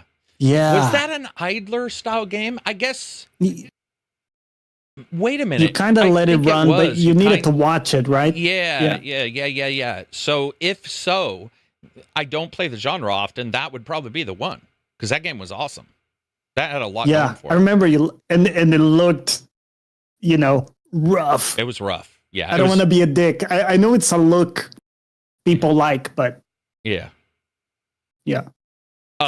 Manny DOP 500. Sup guys? What are your favorite pixel art games? Maybe one that's overlooked. Have a good weekend. Thank you very much for the super chat. Pixel art. There you go. Speaking of, is Octopath? We could call Octopath pixel art, right? Yeah, absolutely. Octopath, it's one of the best looking ones. I think Octopath is pretty stunning. I think they did a great job taking some modern effects and mixing it with the pixel stuff. Yeah. Perspective, out of focus, depth, stuff like that. Dude, I want Abby so bad I can't even stop thinking about it now that I mentioned it. There's something wrong. I know, I've been trying to not think too much about it, but I'm kind of picturing the pepperoni. It's rough. Dude, damn. Yeah. I love pixel art stuff. Yeah, pixel art stuff, I normally can admit I don't, but I think Octopath nailed it. Loop Hero did not. Loop Hero was rough art pixels or something. Like it was a unique one, but it had great gameplay. But I would say, Octopath Traveler's stunning. They did a really good job. Yeah, they did a good job. Correct me if I'm wrong. Wouldn't you? I feel like Octopath Traveler looks like people think their old pixel games looked. Absolutely. In your mind with the rosy glasses. Yeah. Definitely. They're like, this is exactly what, like Final Fantasy. Yeah, Final Fantasy 7. And like, you're all, no, it didn't. no, it didn't. But it's such a cool, because that is what it looks like. And that's sort of what they aimed for, of like, this is it new. But they didn't look anything like that. And it's funny because when you see it now, you're like, dude, this sort of is making me believe that the old ones did look like that. And then you go look at an emulator, you go, if you've got a SNES or whatever, you turn it on. You're like, son of a bitch, man. Yeah. R-Type was that way for me. I played a bunch of versions of R-Type when I was a young kid. R-Type was a great side-scrolling shooter, space game. You get attachments. I'm like, this is fucking amazing, blah, blah, blah. And then later, I was like, damn, it's rough. But at the time, it just looked so amazing. How about Tunic? I don't know if Tunic would be pixel art, would it? I think Tunic. No, I think Tunic was not. I think Tunic was just a normal. Yeah. Like normal. Yeah, it was an indie. Game. Yeah, normal. Are you liking it, Frizzler? If you've done Tunic, did you enjoy it? Replaced looked very good. Oh, did you get a chance to play that one? Yeah, I had a game-killing, game-crashing, review. Oh yeah, that was the one. Review-killing gameplay bug on that. Oh, interesting that nobody here talks about Gears of War E-Day open beta. Talked about it last week a bunch, but nobody was that. Yeah, I brought it up last week. We talked with the cast last week. Yeah, oddly, no one was super excited. I think a lot of us play Gears for the single player. Is that the case for you as well? Like you're mostly in it for the campaign? I think there's that, but I think in all honesty, there's not much to talk about. It's like we've seen their betas before, and I think a lot of people there's a known quality. There hasn't really been a bad Gears game. There's been games where maybe the story didn't grab you or whatever, but like we know what we're getting. Yeah, I think for me in particular, I look at Gears as fairly solid as a series. There's few games you can say, well, that's a solid series overall. Like I pretty much liked all of them, even if there's idiosyncrasies I don't like. So for me, when I look at Gears, it's expected. It looks a certain way. It plays a certain way. They're going to change some stuff up, which I love, but there's not really a heady desire to leap in until the game comes out. Also, right. I think we've all talked about this. There are times where you're like, you know what? I'm probably going to get it, or I'm probably going to review it, or I'm probably going to play it, or all my friends are going to play it. So there's just a grandfathered in on Gears. I think newer people who haven't done, or they're really into deathmatch, or they're really into whatever, we'll talk about it more. But yeah, for us, it's just sort of like, okay, it's just, I straight up would not buy the game if it was only the multiplayer. Oh, no, either would I. Yeah. Yeah. Yeah. Oh, here we go. Reflux Records says, I just checked. Update 2.0 for Stalker is free. The content from the first DLC is available for purchase. Right, we're talking about the DLC, so it's not free. But it is included in the premium. Okay. Yeah. So it's included in the premium. So free in the premium. Right. So premium must include all the DLCs as they come forward. Standard version 29. No matter what, everybody gets 2.0. Just like Cyberpunk, everybody gets 2.0. Even if you don't do the what was that DLC called? Phantom Liberty? Was it Phantom Liberty? No. Yeah, it was. No, that's Cyberpunk. So that's what I said. I'm talking about Cyberpunk. Oh, that is what you're saying. Okay. Yeah, I said Cyberpunk had the same thing, the 2.0. Oh, yeah, because 2.0. Yeah. Yep. Yeah. Yep. Good times. What else do we got for questions? Let's see. This one from Ginger Nips. What are some efficiencies you have done to make your life easier? Like the bot for YouTube you mentioned last week. What is your... he asked, what is your favorite game trailer ad? I personally miss how angsty early gaming ads were. Sega Saturn had some weird one with a guy in like grunge clothes, I think it was like a big old hoodie, maybe a big beanie with a top, and he was dancing around, and then they had a face on the screen that was like a blue guy because the Saturn sort of icon was this blue dude. It was just... Yeah. You were just, when it got done, you were like, I don't know what the fuck that had to do with games, but I still sort of dug it. But my favorite one is the diorama for Halo. The Halo diorama is going to forever. Gears of War with the music, the Mad Mad World was great and probably hit harder in the smaller section of time. But diorama as a pure art piece was like, what the fuck? Like, that's incredible. I'm going to let these dogs out. I'll be right back. What's your favorite, and are there any weird ones you remember, even if they're recent? Yeah, that is a tough one. Yeah, the Gears one they did recently with, I think it was the Metallica song was really good. Was it Nothing Else Matters, or am I bugging on that? But yeah, either way, they do some great ones with that. I pretty much never see ads anymore because I pay for premium everywhere, so I don't have to see ads. But in terms of trailers, probably that was really good. I'm trying to remember if Death Stranding had like an incredible trailer, or if I'm just remembering parts of the game. I'm struggling to remember a single trailer that really stuck with me recently. It's kind of a tough one. I also don't look at a lot of trailers unless they're super interesting. I tend to look more at the gameplay, deep dives, and stuff like that. I'll be curious if anyone in chat has a particular trailer that we're not thinking about. Even Final Fantasy, you don't? You don't watch Final Fantasy trailers? I thought if there's anything, you would. I will. No, that's true. Yeah, those are... Yeah, that's a good one. You know, the third Final Fantasy VII Remake trailer was pretty epic, and I was excited for that. Yeah. But it's weird, man. I would say I was more excited for the first one, because once I played the first game, I now know what to expect. so it's not as exciting. Yeah, that's fair. Yeah, I think if you already know what to expect, then the trailer is just adding a little extra sauce to it. Dodger says there was a World in Conflict trailer back in the day that was awesome. I do too. I do remember that trailer in particular. Alec Baldwin did the voices in that game, or did the voice of one of the characters in that game. Yeah, man. That was a good one. Most Witcher 3 trailers, Jim says. I don't remember a Witcher 3 trailer. Shoot. Yeah, I don't remember a Witcher 3 trailer, at least not off the top of my head.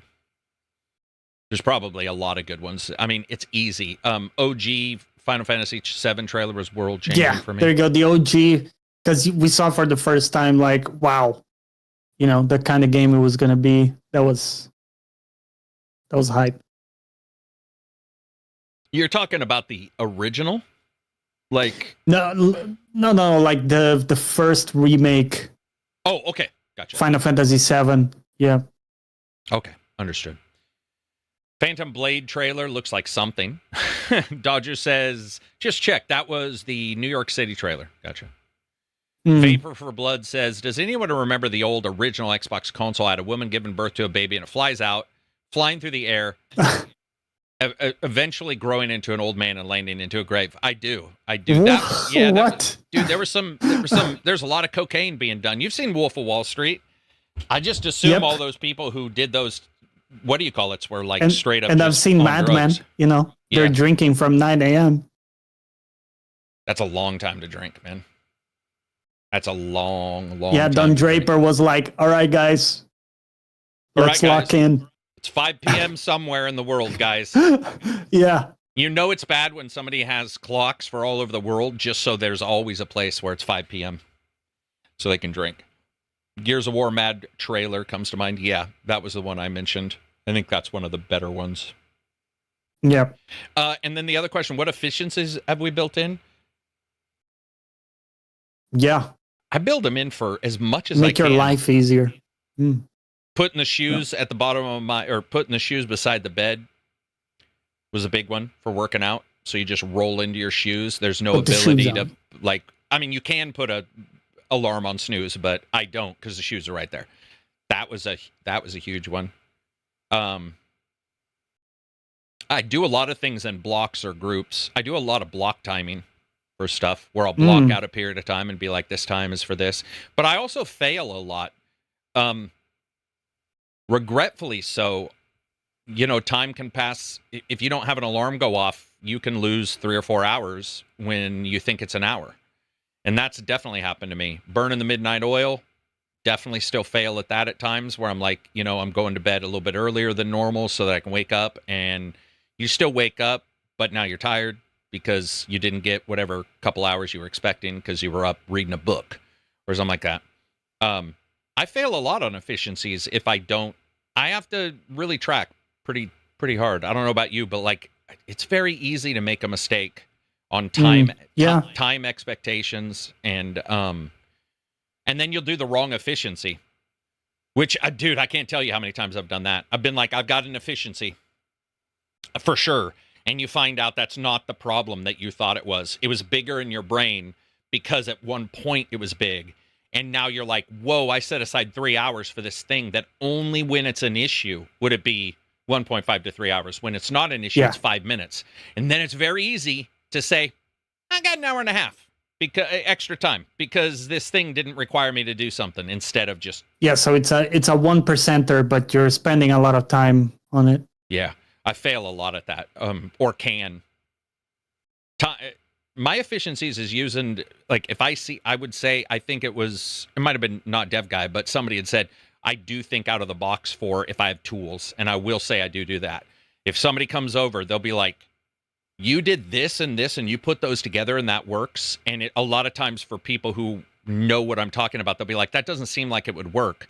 But it's because they came from a trained element, and I come from a creative writer element or something like that, where I'm like, I bet you I can do this and that. And people, I mean, I remember Reg, when all this stuff first started popping off, Reg would be like, I don't think that'll work the way, like, or it won't work unless you do this, and then a week later it'll be working for me. And I'd be like, and he'd be like, oh, I guess I just didn't assume it would work because I came from this other, where you were told never to do that. And I'm like, yeah, worked for me.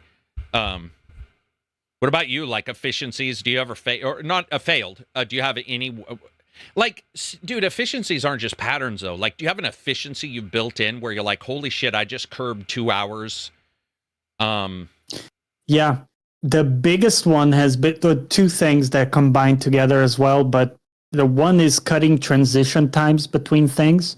So if you have 2 tasks where, like, let's say I'm at work and then after work, I'm going to have a block of like playing a game or something, right?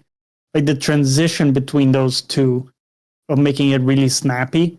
So instead of like having this time where like some people might scroll their phone or, be in a limbo between these two, I try to make them super short.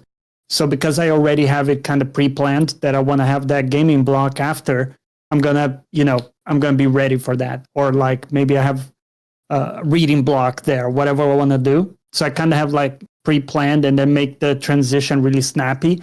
And that saved me like maybe 1 or 2 hours every day, just because those added up a lot. Those minutes, like looking at stuff in your phone, just not really getting any value. And then the other thing has been doing a little bit of meal prep, really simple stuff, nothing fancy at all. Just simply doing a bigger cook and then like saving that. So when I get hungry, I have something ready that's going to be decent. It's like, it's going to do the job well, instead of having to think about what am I going to cook on the day kind of thing. That's been a huge unlock, because on days where I'm busy, I want to do a lot of stuff. I just heat that shit up, and I know I'm covered, and also I don't have like the cravings of like wanting to get a takeaway or something like that, because I have like a solid meal I can eat right there. That's just more compelling than actually a takeaway. Yeah, I definitely do that where I'll buy ahead of time so that I know that, like, if there is a craving, I'll have a replacement for it. Or I have something at my house that I'm like, there's no reason to spend an extra, unless it's a give me. It's the path of least resistance. Yeah. The other thing is, when I need to do something with tools, I am not a walk around the house, grab a tool, do some work, go get another tool. I'm the person that's like, we need to throw every tool at the foot of the person working, so that person can just look down, whether it be me or somebody else. So if I'm putting a table together, everything's going to be next to me. I'm not somebody who's like, oh, I need this ratchet, I need this thing. That stuff is there, yeah. And I'll put stuff together sort of in a row, and I'll be like, exact. And I sometimes will do patterns. I'll be like, I'm going to need the screwdriver first, then I'm going to need this. So I'll sort of put them out in that order. But that doesn't always work, especially when you're repairing something where suddenly you need, something to plug a tube up that's leaking water. We just had a washer explode, and it exploded. And I mean, the back end of it, like ridiculous amounts of water in our house. And oh my God. To like do all that stuff, I had to be very itemized. I was like, and then I very much look forward, because of my prior jobs, towards what can cause an issue. So if I'm around friends, they'll be like, why can't we put blank near the door? And I'll be like, well, if you put blank near the door, you can't get through the door quick. If you want to get the stuff outside, so you have to put it beside the door so that you can open the door and push the stuff outside. Little stuff like that. Cadiz is like that, because he worked with me at both my jobs, where you had to look forward and you had to itemize worries that may never come up. So you'd be like, okay, we need to know where the stairwell is, because this guy may pass out and we have to get him to an ambulance here. You have to work. And so after a while, with all my stuff around the house, that's the way I am. Risk management. Yeah. It's built in now. A lot of moving around to be like, we got to make sure that if this happens, nothing slows us down for this. And if it's a real thing, not a small thing, but if it's a real thing, you have to do that. A bum named Walt, $5 super chat. Have a great weekend, fellas. You as well. Hope you have a good one. Hope you get some gaming in. Next week, we've already got 2 or 3 games coming out, too. Call of Cthulhu comes out soon. Yeah. I think that comes out next week. And then I'm assuming there's a couple previews. This is total assumption. I'm assuming there's a couple previews coming out next week for some games just because of, we're getting close to the time where previews start hitting. We're getting really close to some of these games coming out. It's September's, man. We're already halfway through August. Dude, I can't tell you how many times, though, I do not know really when the world is until the top games of next month videos, like, needing to be done. Oh, that's your checkpoint. And it feels weird to go, wait, what? I just did that. It just came up a couple days ago. I was starting to look through games, and I was like, man, I feel like I just did this. And then you go back and look, and you're like, man, that was 35 days ago. Like, what the fuck? It just condenses into these time periods sometimes where you're like, boom. And then other times when that's not there, it can feel like nothing's happening sometimes. Nothing's going on. The opposite will happen where you'll be like, it just feels like a tumbleweed is rolling by, and there's just nothing that's actually, occurring at that particular time, which sucks too. I always like it to be a little bit of anarchy, a little bit of chaos. Yeah. I wonder if I feel that way because if there's a little bit of chaos, you can get away with some shit. Maybe. I don't know. I was just thinking about my old job. I was like, maybe that's true because with a little bit of chaos, everybody was like, the expectations as you get through, not the expectations is that everything is absolutely perfect. You have to be on your feet, Yeah. You got to always planning. Take the good with the bad kind of thing. Yeah, got to like thrive in the chaos. I love it. I do. I think I love it. You seem to be good with that type of like, we're gonna have this period of high intensity, and then maybe a bit more of like a back out. Get ready for the next thing. One of these days, man, I'm gonna figure out the low intensity. I tell you, I've only been alive for 40 plus years. At some point, I'm going to be able to figure out the low intensity times, but I never do. It's so difficult to figure out the low intensity times.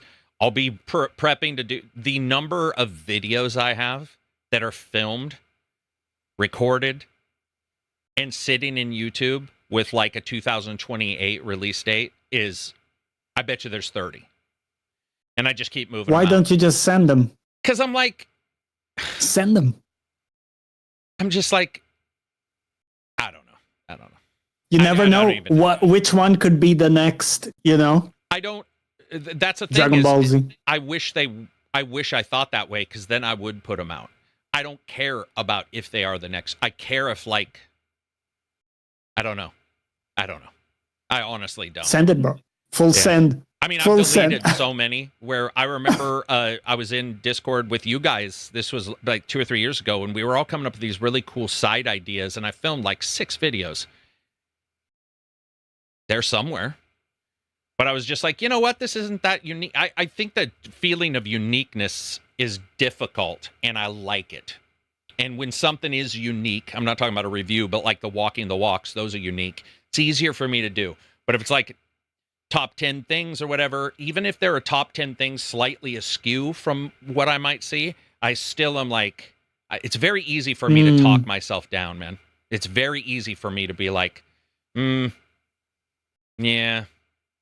And weirdly enough, Bit just pointed out what I am going to start doing because somebody else pointed this out last week when we had this discussion last Friday. I mentioned it just for a second, to start just posting them in the Discord, which is what I'm going to do. I mean, I'll post a bunch to YouTube at some point, but yeah, instead, because or Patreon maybe. Well, that's what I mean. Behind the Patreon. Discord's Patreon, yeah. But that's, yeah, that's exactly right. Yeah, I had like 101 best one-liners in games. I posted that. Really enjoyed that one. It took a long time. Like, didn't care. It didn't make much at all. But the people who watched it were, it was on YouTube. That was fun to do. Yeah, I seek uniqueness. I think if you found something that excites you, it doesn't matter whether it's unique or not. Because if, for example, you got excited about doing a top 10 about something, I think that's enough. Because for you, that would be, and it would be unique. Because you would deliver it. Here's the problem. The creation burns out the uniqueness. Yeah. That's a big issue for me. when I get done creating, my brain will be like, on to the next, and I won't upload the thing. And I'll be like, anyway. So what he said, post them in the speakeasy is probably the best idea. We should just call it the speakeasy because that's what it is. What else do we got for in the Discord, by the way, for questions? Anything? All right, let's bring it up. Oh, real quick, I saw No Man's Sky is on the 10th anniversary and saw the highest player numbers this year since launch. Damn. So good for them. Yeah. Yeah, I wouldn't have bet for that, after that launch, but Mojo says, I'm super efficient at work, but at home, nah. I think that's a lot of us. Anyway, sorry. I think a lot of us are like that for sure. What else you got? Cantanker Art was saying, guys, we're coming to the final few weeks of school summer holidays here in the UK. My question is, why is it you think that many titles from larger companies don't seem to capitalize on this? Teachers and teenagers being off, there's a lot of talk about trying to sway younger gamers into consoles and away from mobile. So now seems like the perfect time for some big tentpole releases, no? Anyway, have a good week, and looking forward to listening to this podcast next week on my teaching travels. Ooh, another teacher. I think that's pretty easy to guess. But if you looked at the people who had disposable income, not all the people in school, you're looking at maybe 15 to 21 if you include college, 15 to 23. College and school don't always overlap in what's on and off. Plus a person who gets out of college may be working, so there isn't really the gap that there appears to be when you hear, college is on its summer break and high school is on its summer break. It may not be near the number of people that you want to sell to make that particular time frame worthy. And then also the game may not be ready, or it may be ready early and it doesn't fit your finances to release at that time. But the big thing is we all do the same thing. We all see the gap and we go, wow, there's this huge gap. We did it for December. And then you have to go, well, wait a minute. Is that gap as big as we think? Or are we missing some things? And certainly disposable income is a huge deal. And that's somebody who's 13 or less may not have a 60 to 14 or less, depending on where you work. And what do they have, an allowance? What do they have? Right? Yeah. And then they may be mobile, not because of anything other than money. They may not be choosing. There may not be a game that you could release that they're like, I am getting it. They're simply not able to do it. And if games are $60, $70, $80, we have some people who are like, I have one game every 3 months. And then also, some college people have kids. Some high school people have kids. So, getting out for summer for them may also indicate, they're at home taking care of their kid and they're working. Or they're, so there's a lot of little added filters on there. I think each month has a positive, meaning there's something positive you can point and say, December, there's some positives. But I bet you there's a billion different negatives that you could say, well, the problem with December is also... And then there's got to be something. Mm-hmm. Yeah. I think Christmas, I don't know. Anybody can search. I'm not going to look, but I would like to know if Christmas spending has gone up or down on electronics as well. Because I feel like Christmas is less of a thing now. What I mean by that is... Interesting. Especially now with finances and inflation in America and all that stuff, you hear less about I'm going to have a big Christmas. In fact, you hear big spend. You hear a lot of, I'm going to do a lottery with my family. I'm not buying everybody a present. We do a lottery. I buy this person presents. They buy this person, and you get this 10 secret Santa. Which, as a fan of Christmas, that's not my enjoyment spectrum, but I totally understand with the cost of things. Also, if there are microtransactions, if there are big DLCs, a person may not buy an $80 game. They may have already bought a premium version of Stalker, and they're getting that for free. Yeah. So now you're actually fighting Witcher's new DLC coming out. You're fighting Stalker's DLC coming out. You're fighting these things that a person may have purchased into 6 months ago. I mean, Stalker 2 is more than 6 months. Stalker 2 is like a year, right? It's got to be a year for Stalker 2. Yeah. Yeah. So Stalker 2, somebody paid what was premium, let's say it was $80. They probably forgot that money. And suddenly this month or whenever, it's this month, they get a DLC for free. A big DLC. Like there's something to be said. No Man's Sky. Something to be said about a game that has no paid DLC that's been going for 10 years. Is that what you said? Yep. 10 years. 10 years, Johnny. That is insane. Yeah, it's crazy. That game's been out for 10 years. I would never have thought it had been out for 10 years.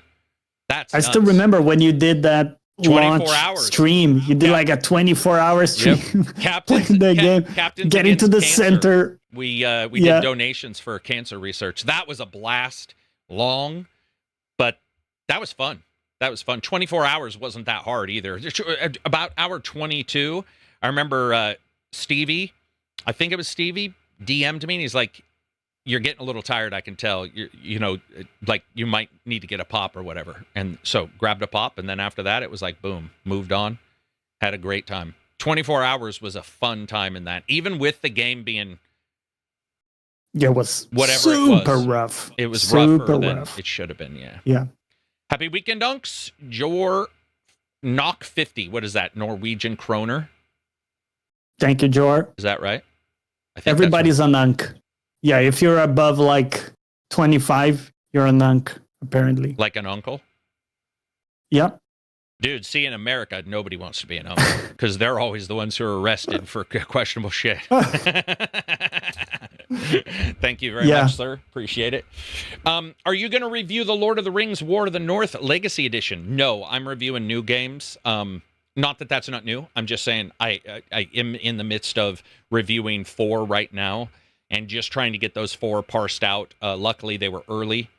No time for that one. Also, I thought the game was okay, but when it first came out, but Lord of the Rings is not my jam when it comes to games. It's pretty rare that Lord of the Rings games. When it comes to games. Yeah, when it comes, even the movies, I like the first 3 a good deal, but it's a pretty dry fiction in games. It never really translates insanely well, so I just haven't really. Yeah, I would agree. I think you also dodged a bullet with the Beast of Reincarnation game. It's a pretty rough game to play in its entirety. Yeah, I'm glad I did a preview on it. People always ask about the previews. It's like, listen, the previews are fun to do because there's still a little hope. There's still, you don't know. They're fun to do. I think the previews are cool because sometimes people are just watching 1 or 2 channels. Like I'll have somebody say, why'd you do a preview? Everybody's done one. It's like, but not everybody is going to watch all those. They might just watch this one, or they might find some new data. Previews are really enjoyable because there's hope. But I got to tell you, when I started playing that game, it was just a pretty rough game. Yeah. Pretty rough game. Pretty rough. You can like it because it's nowhere near Gollum. It's not even in the same bailiwick. It's not even in the same universe as Gollum. But it's way rougher. It would have been. I think I would have started to dislike what I was doing. And my goal is to never, ever be like, I dislike this. That game just didn't have a lot going for it. It didn't have a lot to grab me, even in the combat or the story or the characters or the graphics. Let's be honest. Yeah, I was liking it initially, but I think quite quickly you start to see the big limitations with enemy variety. Yeah. What the dialogue is and like what they're actually saying just doesn't really have any weight or consequence, it's just very lacking, sadly.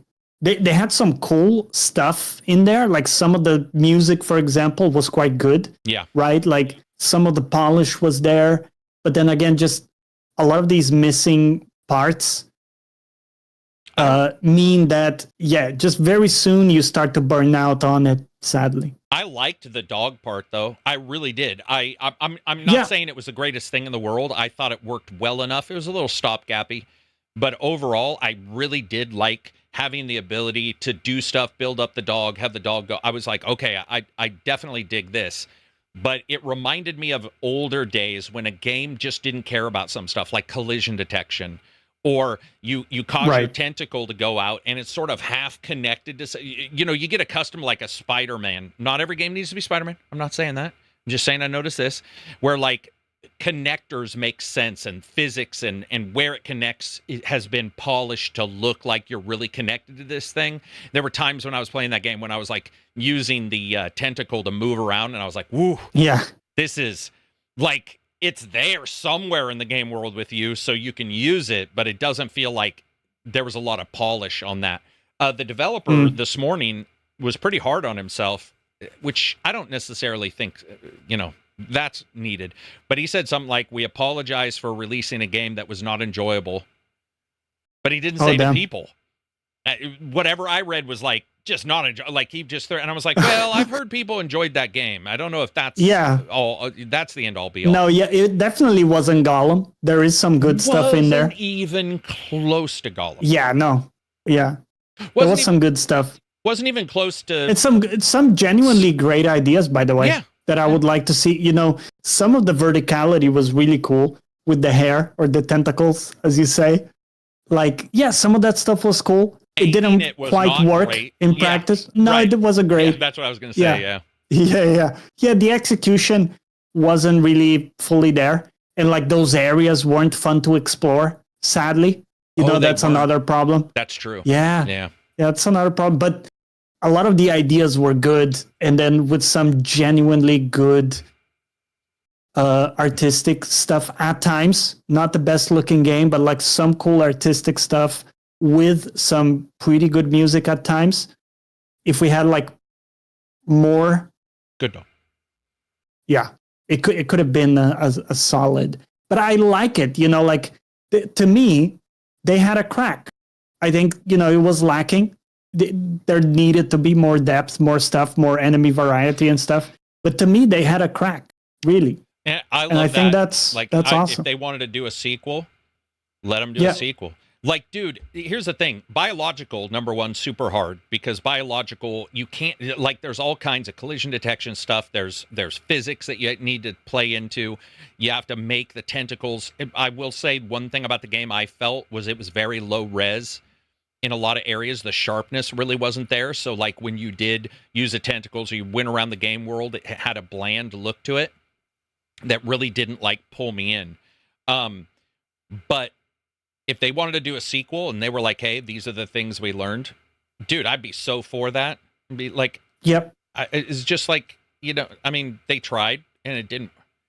We need to get way away from this failure means you should be like all fired, especially in a world where the two comments somehow inhabit the same space. We shouldn't fire anybody. And how dare we fire anybody? And everybody should have a job to fire this company because they released a bad game. And those comments inhabit the same space, which is fucking weird to me. And sometimes from the same people. And you'll be like, well, why do you want them to be fired? Oh, they just didn't care. They made a crap game. And I'm like, but yesterday you were saying, you were against layoffs of any kind, universal income, let's say, what have you. So how do those two comments, well, that was yesterday. And you're like, yeah, I know. 24 hours ago, you were on a completely different level. Instead, I look at that game and I'm like, that didn't work out. Hope you can make a sequel, or good luck on the next game.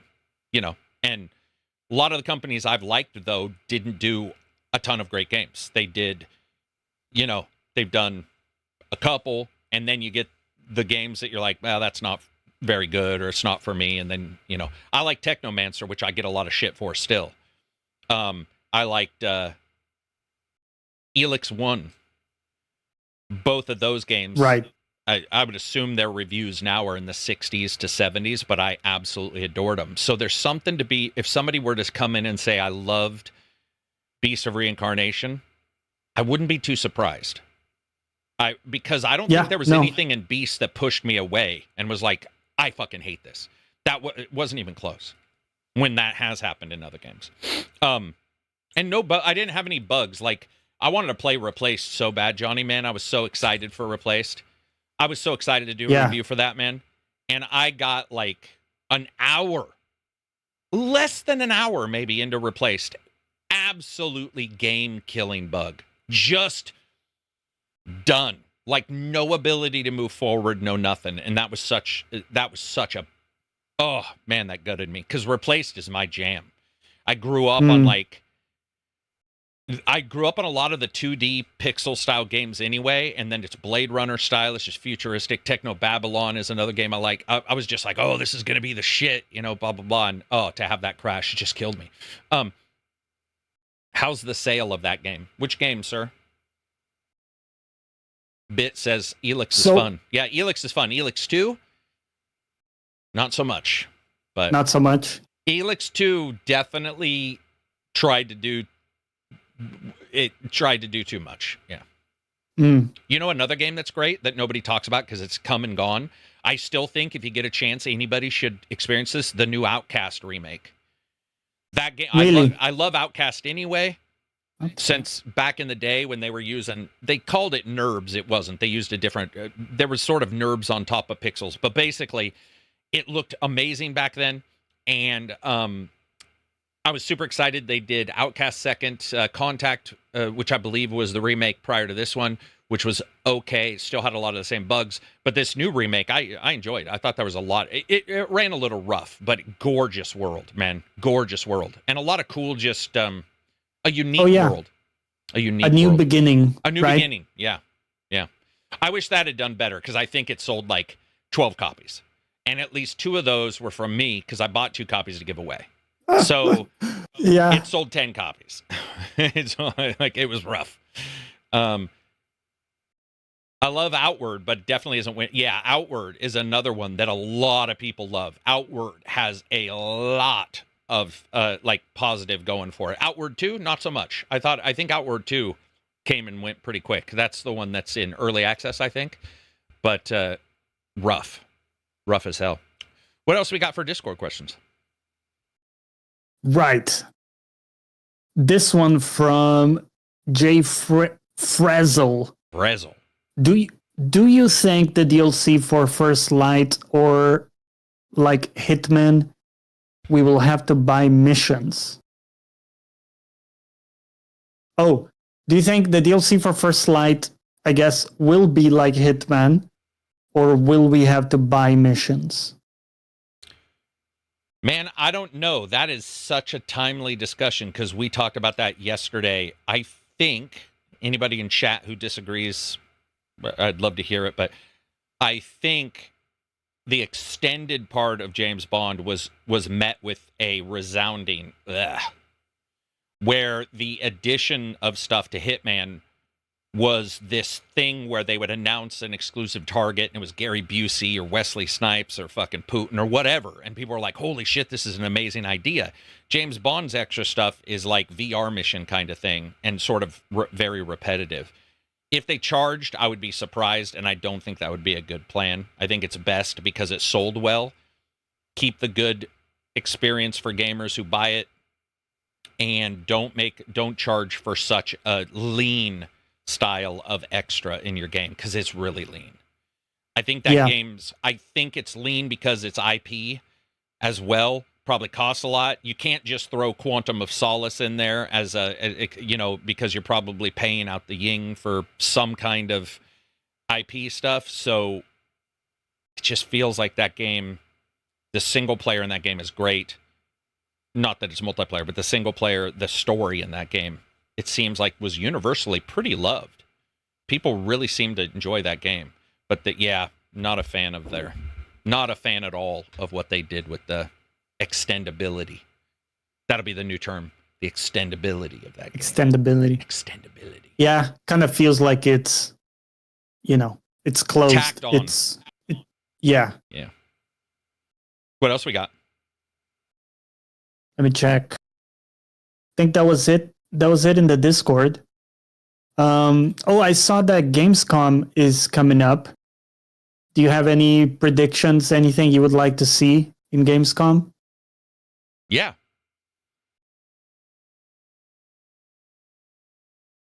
What I can talk about? No. Ooh. There's a couple games that have been shown years ago, and we've seen nothing. Take with this as you will. I would really like to see Star Wars Eclipse. That game had an incredible trailer, and it's one of the first times and only times in all of history you're going to hear me talk about a trailer, because I think trailers are generic. They don't have any real touch with the game. But that trailer was phenomenal, and it got me interested in Star Wars again in a way no movie has done. Just because it was eclectic, it was weird, it was great music, it was the bits that they had looked like they could be cool story elements. We've heard nothing. That company's been hit with layoffs. It would be great if they came out and said, hey, we have had layoffs, but that's because we're focusing on this. Here's, Eclipse. Here's, I want to see it. I want to see where that is. There's rumors that Beyond Good and Evil 2 will be shown. Beyond Good and Evil 2 is not vaporware. I know that for a fact, or at least it wasn't as of the last time we got to talk to some people. It was not. Okay. It has received a ton of problems, or received a ton of scrutiny, for its problems. So I would love to see them re-show that. So those two, I think, would be huge.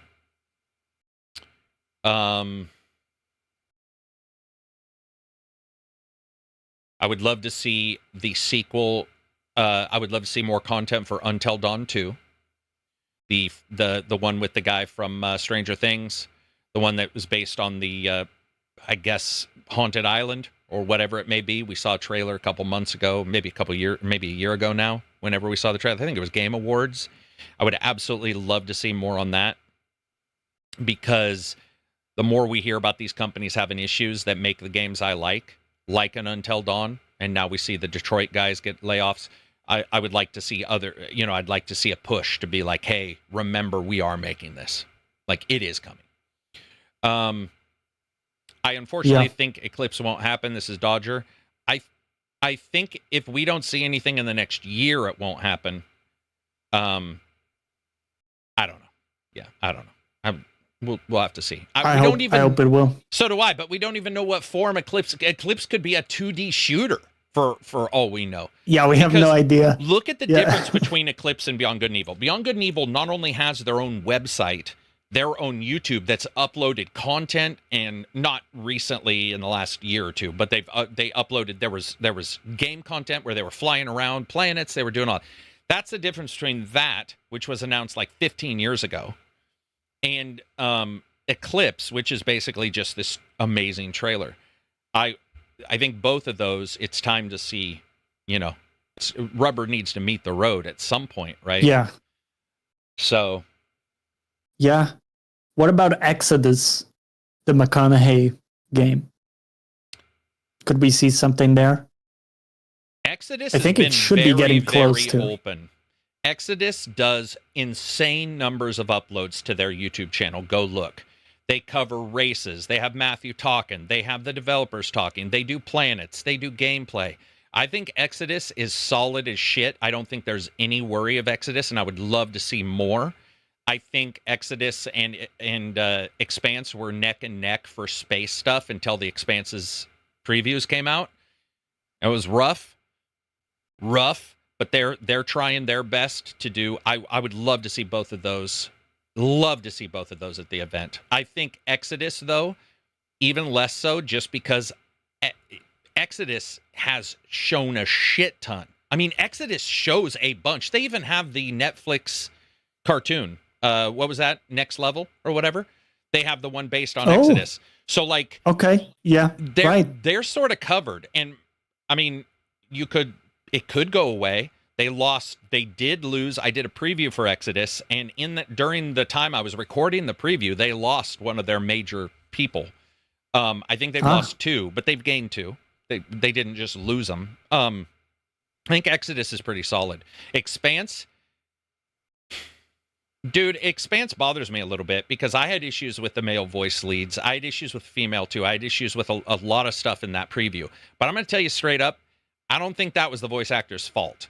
And they were like, we're replacing the voice actor. And that reminds me, in 1980s, replace the CEO to restore confidence. Now everybody moves forward. I don't think it needed to restore confidence that there was a different person, because guess what? Now we have to go back and wait for that person's voice and to compare and go, is that now good? Instead, it would have been much greater to say, okay, we need to make it feel like The Expanse. Bro, Johnny, what's The Expanse known for? The Belters, the way they deal with Mars, and the way everybody deals with Earth. And they all had accents. There were no accents in the fucking demo. It was so weird, where they all sounded like they were from fucking southern, California. And you're like, what is going on here? They're supposed to be, like, where are all my Beltalotas? Yeah, Beltalota. Like, where is that? Because that's Expanse. That is Expanse. In few times, look at, like, Star Trek. Gone on tons of times. Usually you have Klingon and some Vulcan. But that's about it. And after a while, you get bored. You're like, well, that's Vulcan, that's Klingon. There's, and there most of the time, everybody's talking in English. Worf was able to speak in Klingon almost every single episode. Most of it was in English without an accent. His Klingon doesn't even have an accent, which, by the way, you would assume any race would have accents within accents, right? Something Orville covered, weirdly enough. So here's what I say. Show me The Expanse, rub some Belter in there, rub some, some Earthlings, some Mars. Mars had different ways of talking. They did a great job in the show having the Australian lady be the big Marine chick. She had that Australian accent, New Zealander maybe. I can't remember, and I apologize. But whichever she had, and accents paid off to feel alien when they're not. Remember, they're all Earthlings, or they're all of the DNA of human. But they did a great job. You went to the space station, you're going to hit Belters, and you were like, this is a different, with their slang and their words. You and I have different slang, and you live less than a couple thousand miles from me. And this entire game had none, like they forgot. So that would be great. I sort of take it personally that they got rid of the voice actor, because I think for the most part, voice actors are almost never, it's not that they're never the issue, but same thing with Peter Dinklage. I love teasing him for Destiny. There's a wizard on the moon. But you know what? I've seen Peter Dinklage enough in shows like Threshold and others. Yeah, he's got chops. Range. That was absolutely on the audio director. Probably scared of him, maybe. Didn't want to ask your thespian to rub some dirt on it. Fuck that. I'd be like, dude, Peter, we're in here. We're going to do some crazy shit. Rub something unique on here. Let's go. Let's go. Yeah. So Expanse, Exodus, be great to see them both. Expanse, I would love to see them show what they've changed, and with Exodus, put it all together. Exodus has a lot, though, and I'm shouting out that channel. If you guys get a chance, go to the Exodus YouTube channel. They talk about the space bears. They talk about time dilation. They talk about the graphics. They talk about the world changing when you come back 40 years later. That company has done a phenomenal job. Don't go watch somebody's channel, including mine. Previews come and gone. Don't watch mine. Go to their channel so that the developer knows people are interested. Because if they watch me by proxy, that's great for me, but it doesn't show that it's like, what if they're just here because Jeremy's going to drop a dick joke? Instead, go there and check out their stuff. They deserve to be rewarded because they are forward-facing as fuck. I've never seen that's cool to see. Not that common. No, it's rare as hell to see that much. Never seen it behind the scenes. Ubisoft, who has their rogue spear shit that they always do, the Rainbow Six, nowhere near as much content in a small amount of time as these guys. So reward them. What do you want to see at Gamescom? Like now, what do you want to see at Gamescom, and why? That's what I should say. Do you think we could see any PlayStation games? Exclusives? Like the space game from Naughty Dog? Or is Gamescom... Yeah, no, Gamescom's huge. Not so much. Yeah, Gamescom... Could be. I would love to see... Yeah. What is that? What was that? Intergalactic, the Prophet's crotch hole or something? I can't remember what the fuck that thing was called. They had a huge long name, right? Intergalactic, the Prophets... The Heroic Prophet. The Heretic Prophet. You almost got it. The Heretic Prophet. The Heretic Prophet. Yeah. Okay. Yeah, man. That'd be great. Yeah. What else? She's from New Zealand. Thanks. What else we got? What about Mass Effect? Do you think Mass Effect will even stay with EA, or do you think like EA is going to sell Mass Effect and Mass Effect 4 is just never coming out?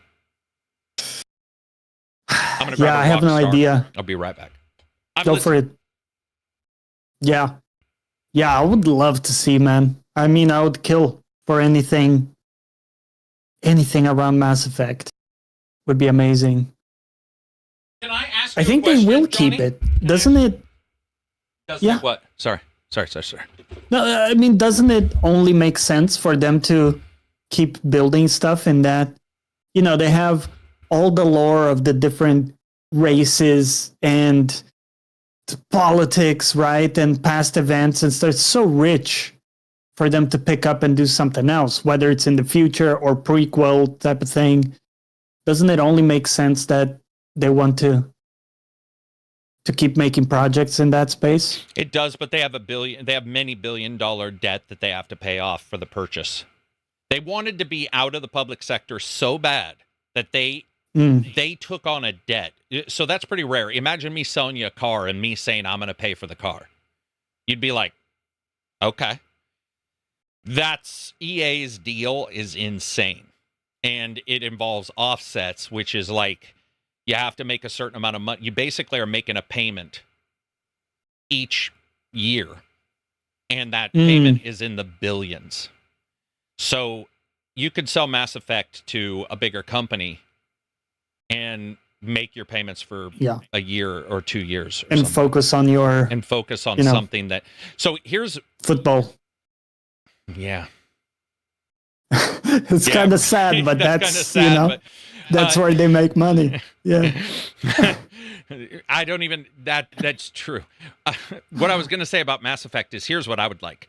The mystery of Mass Effect is cool when you know there's a Mass Effect coming. When you don't, it sucks balls. So they showed the preview and they were like, hey, here's a fucking homestead in the middle of a snowy area and Laura's face fucking comes in there and she's like, whatever. And you're like, okay, that's probably Shepard. If I was doing Mass Effect, I'd be like, the Shep is back. Like, I would make it such a big deal. Front and center. That, yeah, it's going to be, somehow, we'll figure it out. Shepard's coming back. Yeah. We're fucking, maybe they're retconning. I don't know. Maybe they're doing Marvel Universe. Maybe they're doing a dimension and Shepard got shot out of some alien vagina into another universe. And this is Universe 687, where none of the bullshit with the Star Kid happened. Whatever. But it'd be so great. Mystery works great when you're doing well. As I can tell you, it works great. When I say I've got something coming up, but I can't talk about it, it's great if you're doing a bunch of videos. If you're not, people are like, and I just said this, so I understand. Same thing happens to me, where they're like, well, okay. That's where we are with Mass Effect. When no one knows what's happening. Back then, when they were like, you know, here's some mystery, that was great, but we're now 3-4 years past that, nothing's happened. We need to see it. And if it's not Shepard, you better nail your protagonist, because Matthew McConaughey is in a game. Just saying. Yeah. I'm not saying he's the main protagonist, but I'm saying he's in a game. Stakes are higher. You need charisma, which is a problem with Prophet. I think the majority of people want to play that, but there's been no real indicator of is this a hero game or is this a protagonist-led game? Whether you like The Last of Us, it's a protagonist/antagonist driven game. Those characters you care about, they're not a Geralt, right? They're not at all a Geralt. Yeah. They're these front and center. Look at Nathan Drake, front and center. Look at Heretic. No one knows. So they need to really, if they do a trailer, they need to nail that there. And I think it would be great if we saw Mass Effect do the same thing. Nail it with a protagonist. Be like, they're front and center, got some charisma, we got to show it to you. Because Andromeda had some cool places to explore, but one of the worst protagonists ever. You just didn't care. You know, my face is tired. Yeah. Well, my soul's tired. You know, it's terrible. So, remember Mass Effect Andromeda? Unfortunately. I hope I can bring my exact character to 4 from Legendary. That would also be cool. You know, reward the people who are fans of your game, man. Reward them. The mystery is great. It's just, it dies out pretty quick. Mystery only sells a little bit. How do we know that? Lost. People started bitching because Lost had all the mystery, never answers. From the TV show From is dealing with that right now. Ton of mystery, not as many answers as people want. At some point, you have to have something tangible to like grab onto and sort of move the story forward. Otherwise, every time you wake up, you're just like, is this another mystery that'll never be solved? Why is Liara looking at this?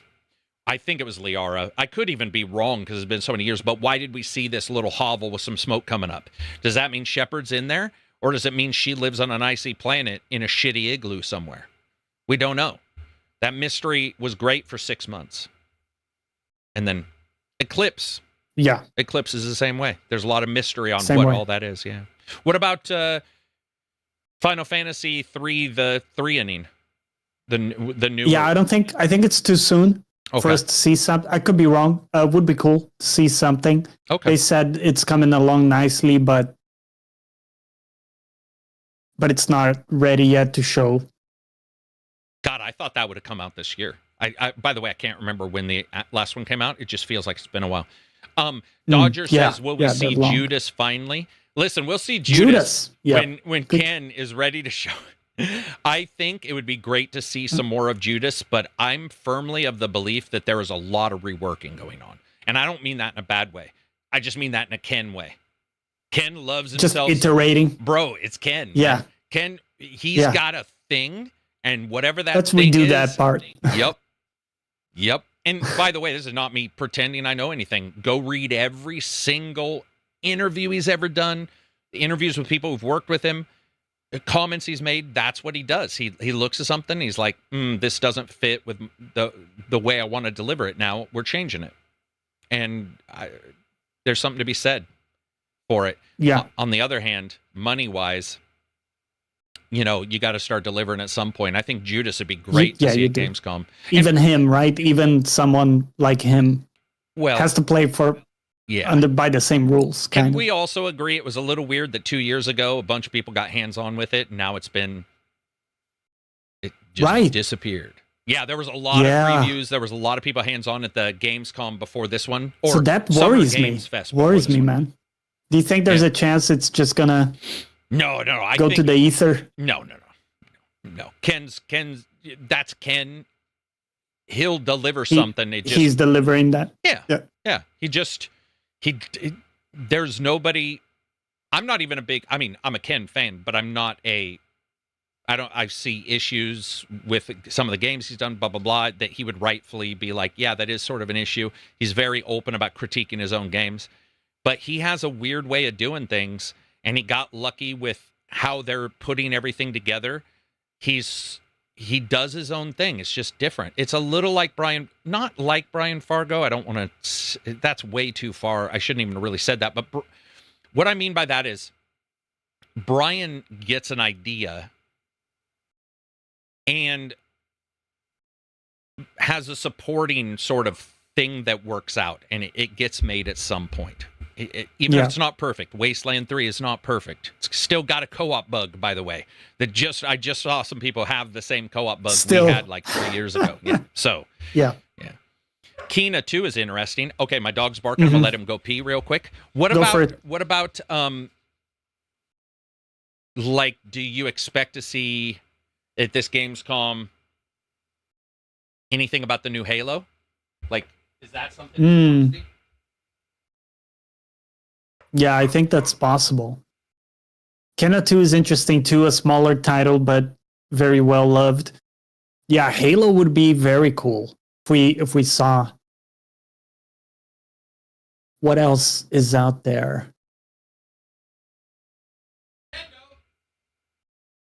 I was thinking of another one, but sort of blanking on it now. Nintendo? Yeah. Anything from them? Right. We could maybe see Zelda. Something about the new Zelda they're working on, the Ocarina of Time. A bit early, maybe. Dude, do you know what I want to see? I want to see him come out. I said this last week, but I just want to see him come out and be like, Super Mario 128. And it's like, do you think it's going to be like Half-Life 3? We're just never getting that next game. I mean, we'll see an Odyssey style. We'll see something from Mario, but it's possible. Yeah, it's possible they'll never return to it. Yeah. They're not giving us the one with the number. Yeah, and they're remaking some of their Zeldas, right? I think they're remaking Wind Waker, right. Or is that already out? Could already be out. I don't know, because I don't have a Switch 2. But yeah, it might be something we never get. That would be awesome to see something from them, to sort of have them like come into the fray with everybody else. They're a little like GTA. They don't like to do their shit, with everybody, but I feel like their sales, while good, it would behoove some of these companies to get in on the... Man, Nintendo, I don't know. They have their own thing. I was going to say behoove them to get in on the big... Because Gamescom is huge. Yeah, we can never understand. I mean, it's like getting larger and larger all the time, which is awesome. I love the more events, not a ton, but E3's never been replaced. It's been sort of like transformed, and the idea of Gamescom being one part of sort of a rebuild and another big event is always awesome to me. I think. What if we saw? Yeah, no, I think so. What if we saw Clockwork Revolution with like a release date? That seems pretty advanced, like I feel like there. It would be it's getting there, yeah. And they could do their own event, but not to be rude towards Microsoft. The number of the difference in views towards a Microsoft only event and a Sony or Nintendo is colossal. The amount of interest it is colossal. It is so huge when you see the numbers between those. If you really wanted to get some hype and you do it at Gamescom, maybe have some hands-on, that would be awesome. I'd love to see some hands-on. I should probably just ask Brian if it's possible to do a preview. I haven't, but I'm not saying I know him well enough that he knows me by name, but I'm not saying I know him well enough to just ask and get through all of the rigmarole at Xbox. But having an event like Gamescom, it's really nice because Microsoft or Sony or Nintendo, they all make these plans for Gamescom. And if you know a bunch of people are going to be there, it's sort of easy to say, let's rent a suite and let's have 15 or 20 people play the game. No footage. You don't have to show footage. These are just like web articles kind of thing. I would love to see that for Clockwork. I'm ready for that game. I just want to see it. I'm ready for it. I want to see what it looks like. Where the hell is Little Devil Inside? Jesus. Yeah. Man, that game, Little Devil Inside, holy crap. Has that been 10 years since its original showing? I feel like it has. I feel like Little Devil Inside is 10 years, going on 10 years. It's been years. Yeah. Yeah. Dude, it's weird that you and I might still be here in another 10 years, and then we'll be like, dude, No Man's Sky. We'll be talking about Light No Fire and its 10-year anniversary. Mark my words, unless one of us dies of like cholesterol poisoning or a Big Mac-induced incident, the idea would be crazy that at some point you're like, man, Light No Fire, whatever that's called. I think that's the new one. It's been 10 years, and just be like, what the fuck? Cyberpunk, it's been so long since a release. Is sort of mind-blowing when you think. It is. Like how long some of these have been out already. Let's see, Gamescom, I'd like to see some more controller stuff. I would like to see... Yeah, that's about it for Gamescom. Those games.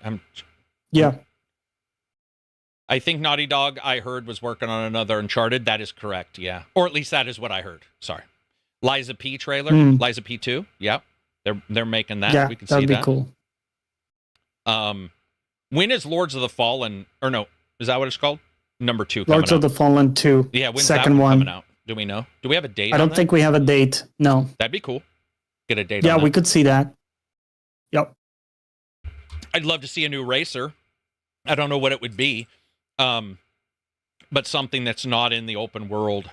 Like the older games, like a Blur. I didn't love Blur, but Blur, Grid, the one word named games that came out, where there were like 10 of them. It felt like Tire, Shift, Wait, Shift might be real. I thought Shift was a joke, but no, I think Shift was was a real Need game. for Speed one, I think. Need for Speed Shift. Okay. So, yeah, you've got those, like, you've got your Shift, your Blur, your Grid. Throw another one in there, because I sort of dig those games if they're done well. Yeah. Yeah, Blur was fun.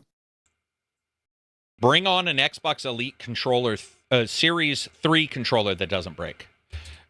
Servant Berserk says, Lords of the Fallen 2 demo was just okay. Or he doesn't say just okay. He says okay, but it was written in lowercase, so I added the just. I apologize. I hallucinated like an LLM right there. Just okay. Yeah. Lords of the Fallen 2 demo was just okay due to the combat and blah, blah, blah. He's like, I didn't say any of that. Yeah. I didn't do that demo. Did you do the demo of Lords of the Fallen 2? Okay.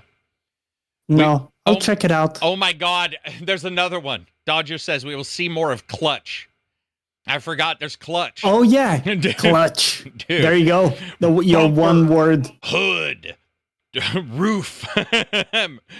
Man. Hey, Clutch is sort of a good name.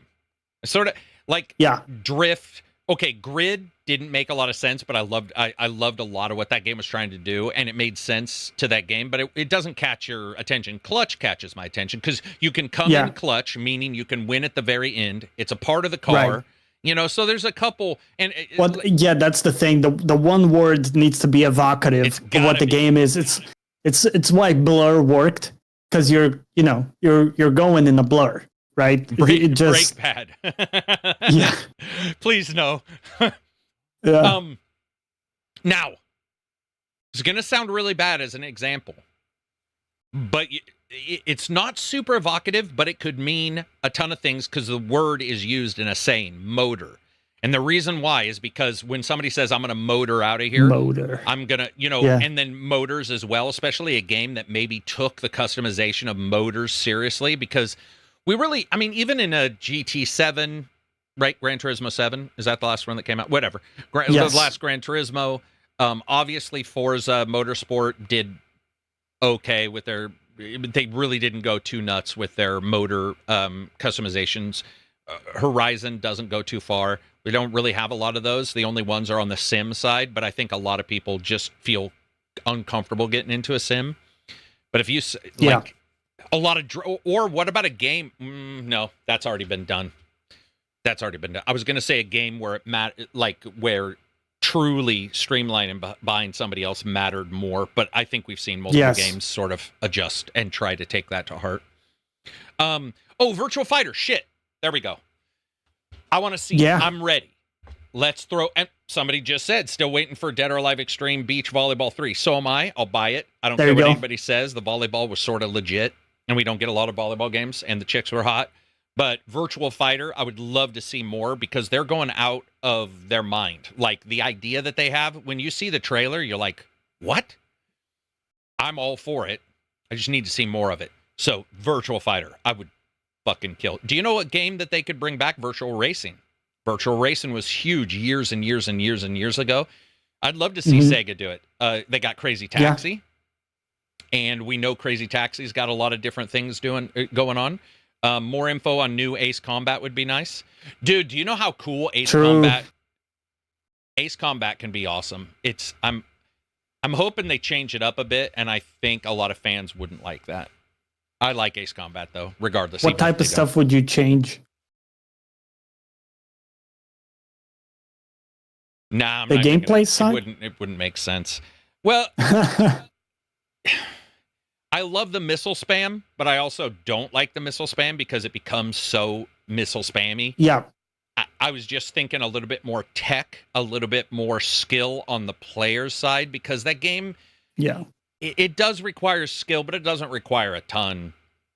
But I'm thinking... a bit more strategic, maybe. I'm thinking I think that would be best for a different game. I don't need to change, I like airplane games, so the more the merrier. So Ace Combat would be great. I would love to see another one come out. DCS is really cool, very tech. DCS is a simulator, bar none. I mean, every switch in an F-16 is in the game. So, that's a simulator. Wow. Yeah. I would like a game that's a middle ground. Little less spammy. Yes. Little bit more like... I feel that. How do we do this? Also, do you know what's never covered or rarely covered in airplane games is the ability to use other airplanes' radars and sensing ability to sort of double up. So now we're starting to see like the side, what is it called? The Sideman Project? I think that's wrong. But anyway, we use drones to go out in front of the planes.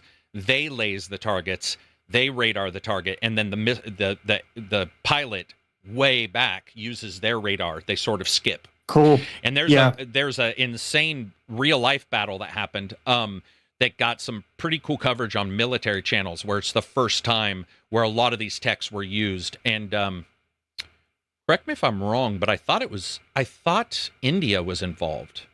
I'll have to go find that video, but they covered just how well that system can work and using makes sense. Well, they're all combined, right? And we don't see a lot of that. Usually it's like I'm looking at my radar, blah blah blah. But if you could have, I think drones might be a big deal in some of these airplane games coming up because they're so big now. I mean, Australia's got a drone program that is active and actually has drones flying with pilots now. So and they're jet drones. Like that's crazy when you think about it.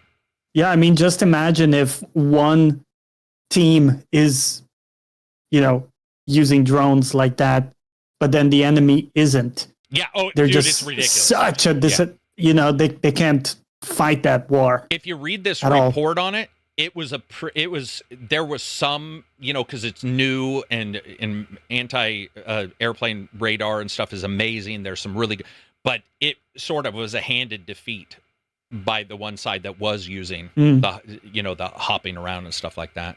Right. Is Keeley doing ONL this year? What's ONL? What's ONL? Not wait. Orthogonal? No. Unorthodox Nigerian lumbar. ONL. Opening night live. Yeah. Okay. There we go. Oh, gotcha. Yes.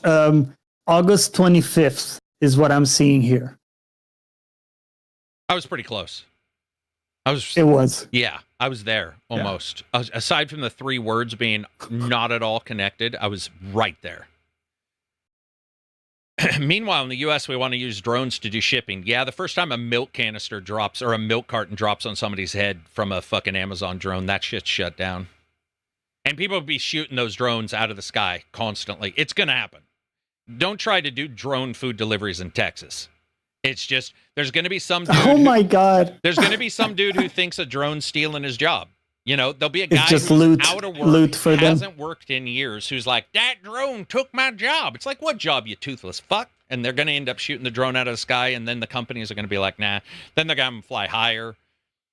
Drones are sort of a mess. I love the idea, but it's going to be porch pirates with nets. Yeah, shooting nets, catching a drone, stealing your shit. You're going to be like, oh, man, my dogs need this doggy swimming pool. Super hot outside. And some redneck piece of shit is going to net your drone and film it while he's sitting out in his front yard in your swimming pool. Dude, it's going to happen for sure. Because one of the things that goes on in American shipping is anonymity. You've got a UPS truck, but you don't know what's in it. Right, you could rob it, I guess, if you wanted, but you never know. Right. Maybe you'll get a bunch of feminine products and it's not super useful to you. But with a drone, if that thing's got a big old package under it, I'm shooting that out of the sky. If I'm a redneck and I have a gun, and that was my belief. It's not. This is why we can't have nice things. Yeah, because nobody wants you to have nice things, man. Nobody wants, they don't. Most people don't. I do. Most people because some jackass will try to net your shit. Yep, it's absolutely going to happen, and they'll blame everybody else. Trust me, it'll be blamed on Elon somehow. Like, you're just like, dude, blame the right people. Then they'll arm the drones. Let's hope not. Oh my God! At that point, dude, I already think a milk carton is armed. I mean, if you have like a gallon of milk under a drone, and you're 70 to 100 feet up, that thing's killing somebody. If it drops it. Yeah. That's the other thing is I want to make sure that drone can't, have you seen the things where they've got the human little quadcopters now? It's pretty big. I think Dubai might even have a couple air cabs. They're starting to do that. Really cyberpunk kind of feel to it. For people to ride them? Yeah. Yeah. And no way. Yeah, and guess what's even scarier? some of these don't require a pilot's license because of how high they go and what they're considered. But anyway, we'll get to that. We'll unwrap that fucking package of human shit later. But so you got these drones, right? I love the idea of it, but like a drone carrying a package, I just feel like it's prone to anonymity and people doing shit. You know, if you put a person in there, less so because the person will be in there. But people beat the shit out of the Waymo or whatever they're called, Waymo, the self-driving cars. Like in San Francisco, like they're always graffitied. That, you know, people are just rebelling against. What is it called? What's the term? Man, I hate vandalized or something. Yeah, I think it's clanker. I hate humanity. Sometimes. Yeah, humanity sucks, man. Humanity sucks because normally the problem that we see, we attack the completely wrong group. You know, it's like, what are we talking about? Yeah. It is what it is. Dude, that's why you need to do all your drone deliveries via Abrams battle tank. Just saying. Because I ain't fucking with an Abrams battle. I ain't good luck netting that. Yeah, good luck netting it. Dude, can you imagine somebody got a little net on the corner of it and being like, that didn't work. Hueys. The Jetson one, pretty crazy. Yeah, there's a lot of those that look good. I wanted one when I was a kid, man. Like I wanted this future where you could like jump in a little air quadcopter. Flying cars. Yeah, and just go to the beach. That's what I was going to say. The only problem is, and many of them have parachutes, which I think is awesome. So an issue happens, parachute pops up because they're light enough. They're not like a 747 where you put a parachute on it and it's like, dude, what are you doing? Right? Yeah. It's like putting two dicks on a puppy. That's pretty fucking useless. So the idea of having these little drones, a little parachute, man, flying over the water, that fucking thing runs out of gas or seizes up. Now you're stuck inside this thing. You can't escape. I still would try it, though. I just love the idea. I love the idea of the freedom of flying around, taking, you know, I love drones where they take the 4K footage of like your house. I love that kind of stuff. I like that ability to explore the world in the vertical. I think that's so great. Or just surveillance of drones. Go ahead and shoot it down. We'll track them. Yeah, unfortunately, as we found, even with 360 cameras and stuff like that, it's very easy for somebody to hide. If it were that easy, every sniper in the Middle East would have been shot right away. I think surveillance is hard on guns that can shoot 600 yards. But we'll see. We'll see. Do you guys have any drone deliveries there where you are?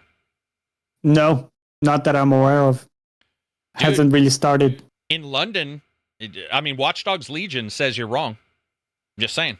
Played a lot of Watch Dogs Legion. I still think people are going to be cheaper. What do you mean and not want them?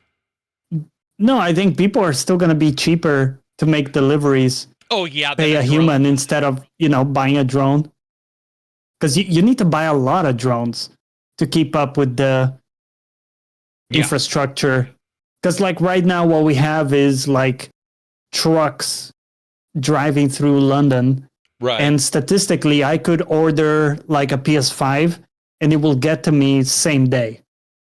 Yeah. And that sort of means that it's already kind of loaded in a truck somewhere that could even like be out in traffic. It just like needs to put me on its route and get to me. So like the infrastructure is already so locked in that to replace all of that with drones, it's just a completely different, you're throwing away everything you have in a way. You know what you could do, Johnny? Yeah. So one of the problems with like UPS here is the guy's got to get out, deliver a 200-pound item, drop it somewhere, blah, blah, blah.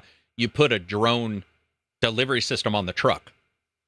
So the truck goes to a neighborhood, and then the drones go out like the Mars lander, where you've got a bunch of drones. Yeah, they go out, they deliver the stuff, drones. Come right back in to the protected area of the UPS truck. I'm just saying UPS. It could be anybody. And then that delivery is done, and you could get a lot more. The problem with delivery trucks is gas. They get stuck in traffic.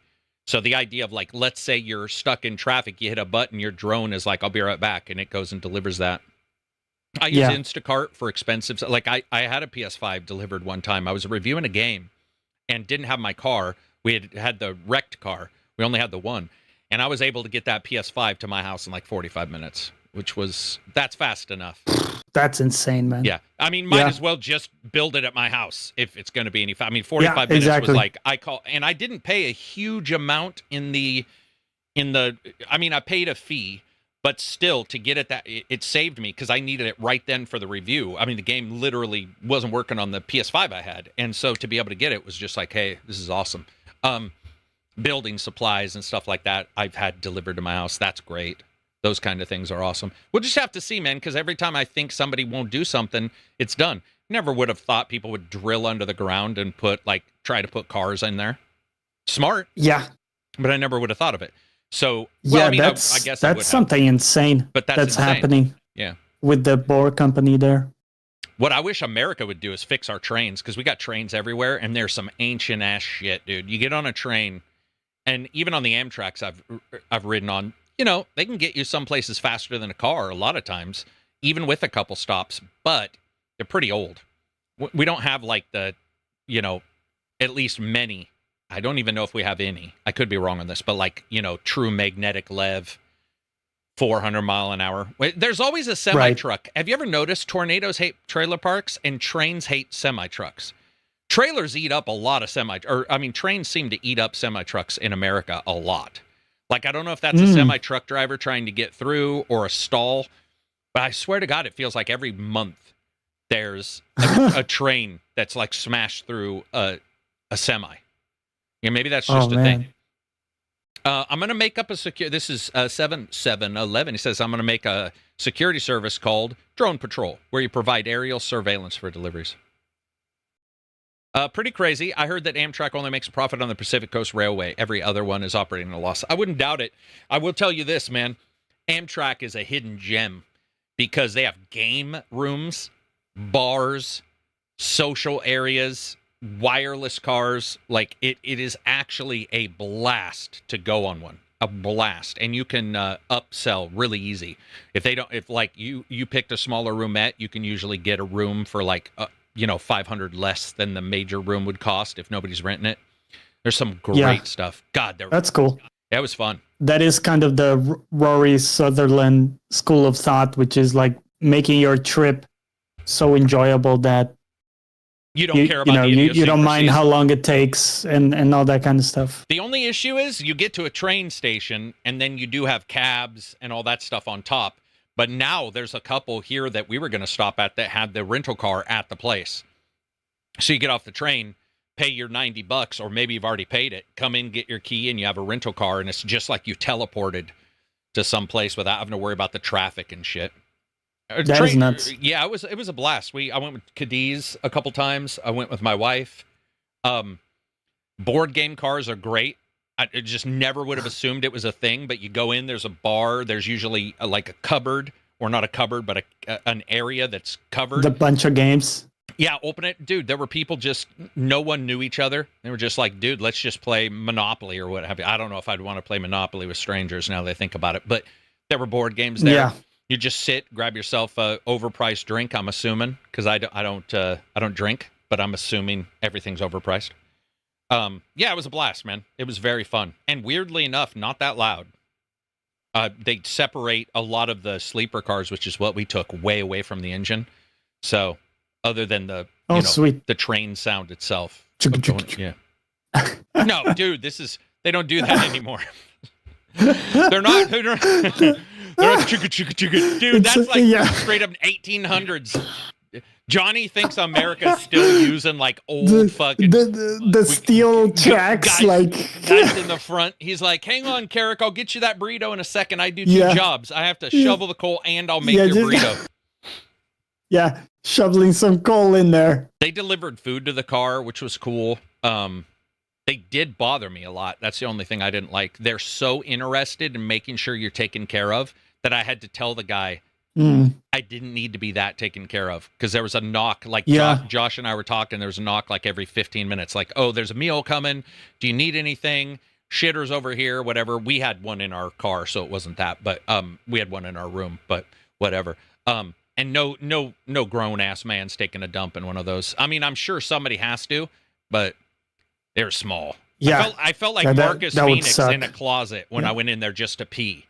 Where you're got your butt touching the chair, you're holding your pee down so that you go straight down. It was barely got enough angle for you to do your job there. Yeah, Yeah, where you go in and you're holding yourself diagonal because that's the only degree in which you can get your shoulders. Yeah, it was pretty tight. Yeah, I took the Euro train, which is a train that connects different countries in Europe. Yeah. That's how much bigger your country is than mine, by the way. It's the countries we live in here, we have trains that go between the different countries, but you guys, that's just like barely covering states. And I wasn't even across the state. Yeah. Yeah. So this was from here, from London to Paris. And it was like about an hour or maybe an hour and something. Mm-hmm. And you were there. And the best thing is that it dropped you inside of the city, not in the, not way, you know, in like. Exactly. In the periphery kind of thing where you still need to grab 2 hours of transport to. So that was the best part. It actually plugged you into the city. And the train was awesome, man. It was super, super cool. It's one of the reasons why I dig train games, where like Train Simulator, I love like putting that, because a lot of those were built years ago. So yeah, the station is in the city. So when you get out, even your taxi is going to cost way less because you're not like on the edge or trying to get in. I drove into San Francisco. That wasn't so bad. It wasn't so bad. The traffic in San Francisco, we got lucky, I guess. Yeah. It wasn't terrible. But the idea of going somewhere and just sort of being in the city already is... Yeah, it's fantastic. It's great. Like that's because airports have to be built in like, you know, the fuck knows. Oh yeah, for sound and outward. Stuff. Yeah. Bit says was a 24-hour train ride to see my mom in the same province. Yeah, that kind of stuff. I love those kind of rides. I mean, the other thing is it's super cheap to go personal or business versus the rooms. Yep. Roomettes are pretty expensive. Rooms are really expensive. But if you go to the business section, they have like 3 plugins, and you just put some ear pads on, and they're sizable compared. They're not much bigger than airline, but I've noticed that they are a little bit more. You know, there's a little bit more room than an airline, and you just get up there and put your earphones on, and don't have to worry about. You know, I guess you have to worry about a derailment, but you don't have to worry about an engine being killed by a goose or some fucking thing. Like how many, birds hate planes too, man. Like a bird gets sucked into an engine. It's like, well, we're going to land in the water. That's all we can do. At least with a train, for the most part, you don't have too many derailments anymore. They usually just hit the semi that they hate. Do you think a single bird going into a turbine could... A single bird? Like destroy it? I'm sure it's happened, but flocks of bird for sure, because like multiple times there's been flocks of... Because at HP, we had to do the same thing. HP had some different equipment, and you had to get rid of the birds because they would fuck up the equipment that we were testing. And so there were all kinds of different things they did. Some less acceptable back then, you know, like poisoning and stuff. That I know that occurred a couple times. You know, where I remember the parks guys were just like, "Oh no, those birds are just sleeping." I'm like, "Bitch, I'm a hunter. That bird is sleeping forever. That bird's dead as shit." Like they were definitely not sleepy. But with airports, they do all the weird shit with the sounds. They do like all kinds of stuff to scare the birds away.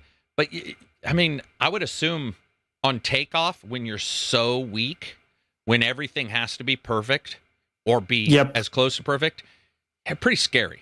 Birds just, I mean, you see the videos of them shooting the frozen turkey into a 747 engine, but it's not like saying, oh, it won't be damaged. It's like that it won't explode, but you're still up in the air now with one less engine.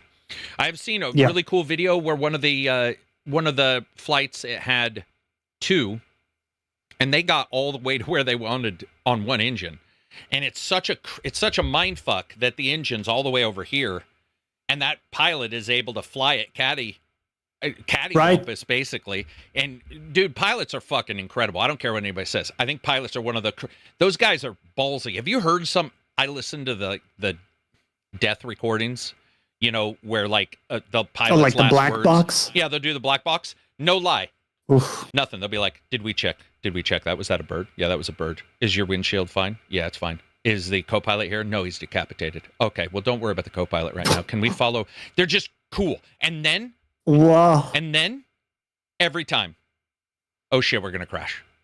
So they work up until the very fucking last. They're amazing, dude. Do you have any idea? They're just the one thing you never going want to through hear the checklist is when the one pilot says the other one, because it's usually the last thing you hear. Do you have any ideas? That means I'm done.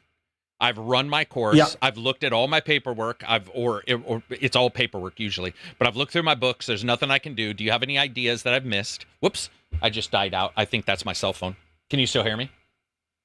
I can't. Oh, My phone literally just noped out didn't completely. It's just like we are shutting down this phone and it's off. Okay, well, we can end it there. But what I was going to say is you'll see, dude, I mean, a fucking goose just flew into my cell phone.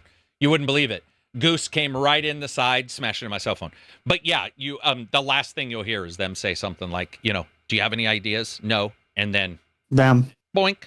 Yeah. Great guys though, man. Dude, it's a bit dark. You saying that as you go dark on my side as well. Dude, it's the end of the world as we know Damn, it. bro. Well, we'll wrap it up there as I've disappeared. That's actually bothering me because I think the phone might be fucked because it's plugged in. Oh, no, it's not. I plugged it into the wrong thing. So it wasn't charging that entire time. Anyway, we'll wrap it up. Are you doing anything, you guys streaming this weekend?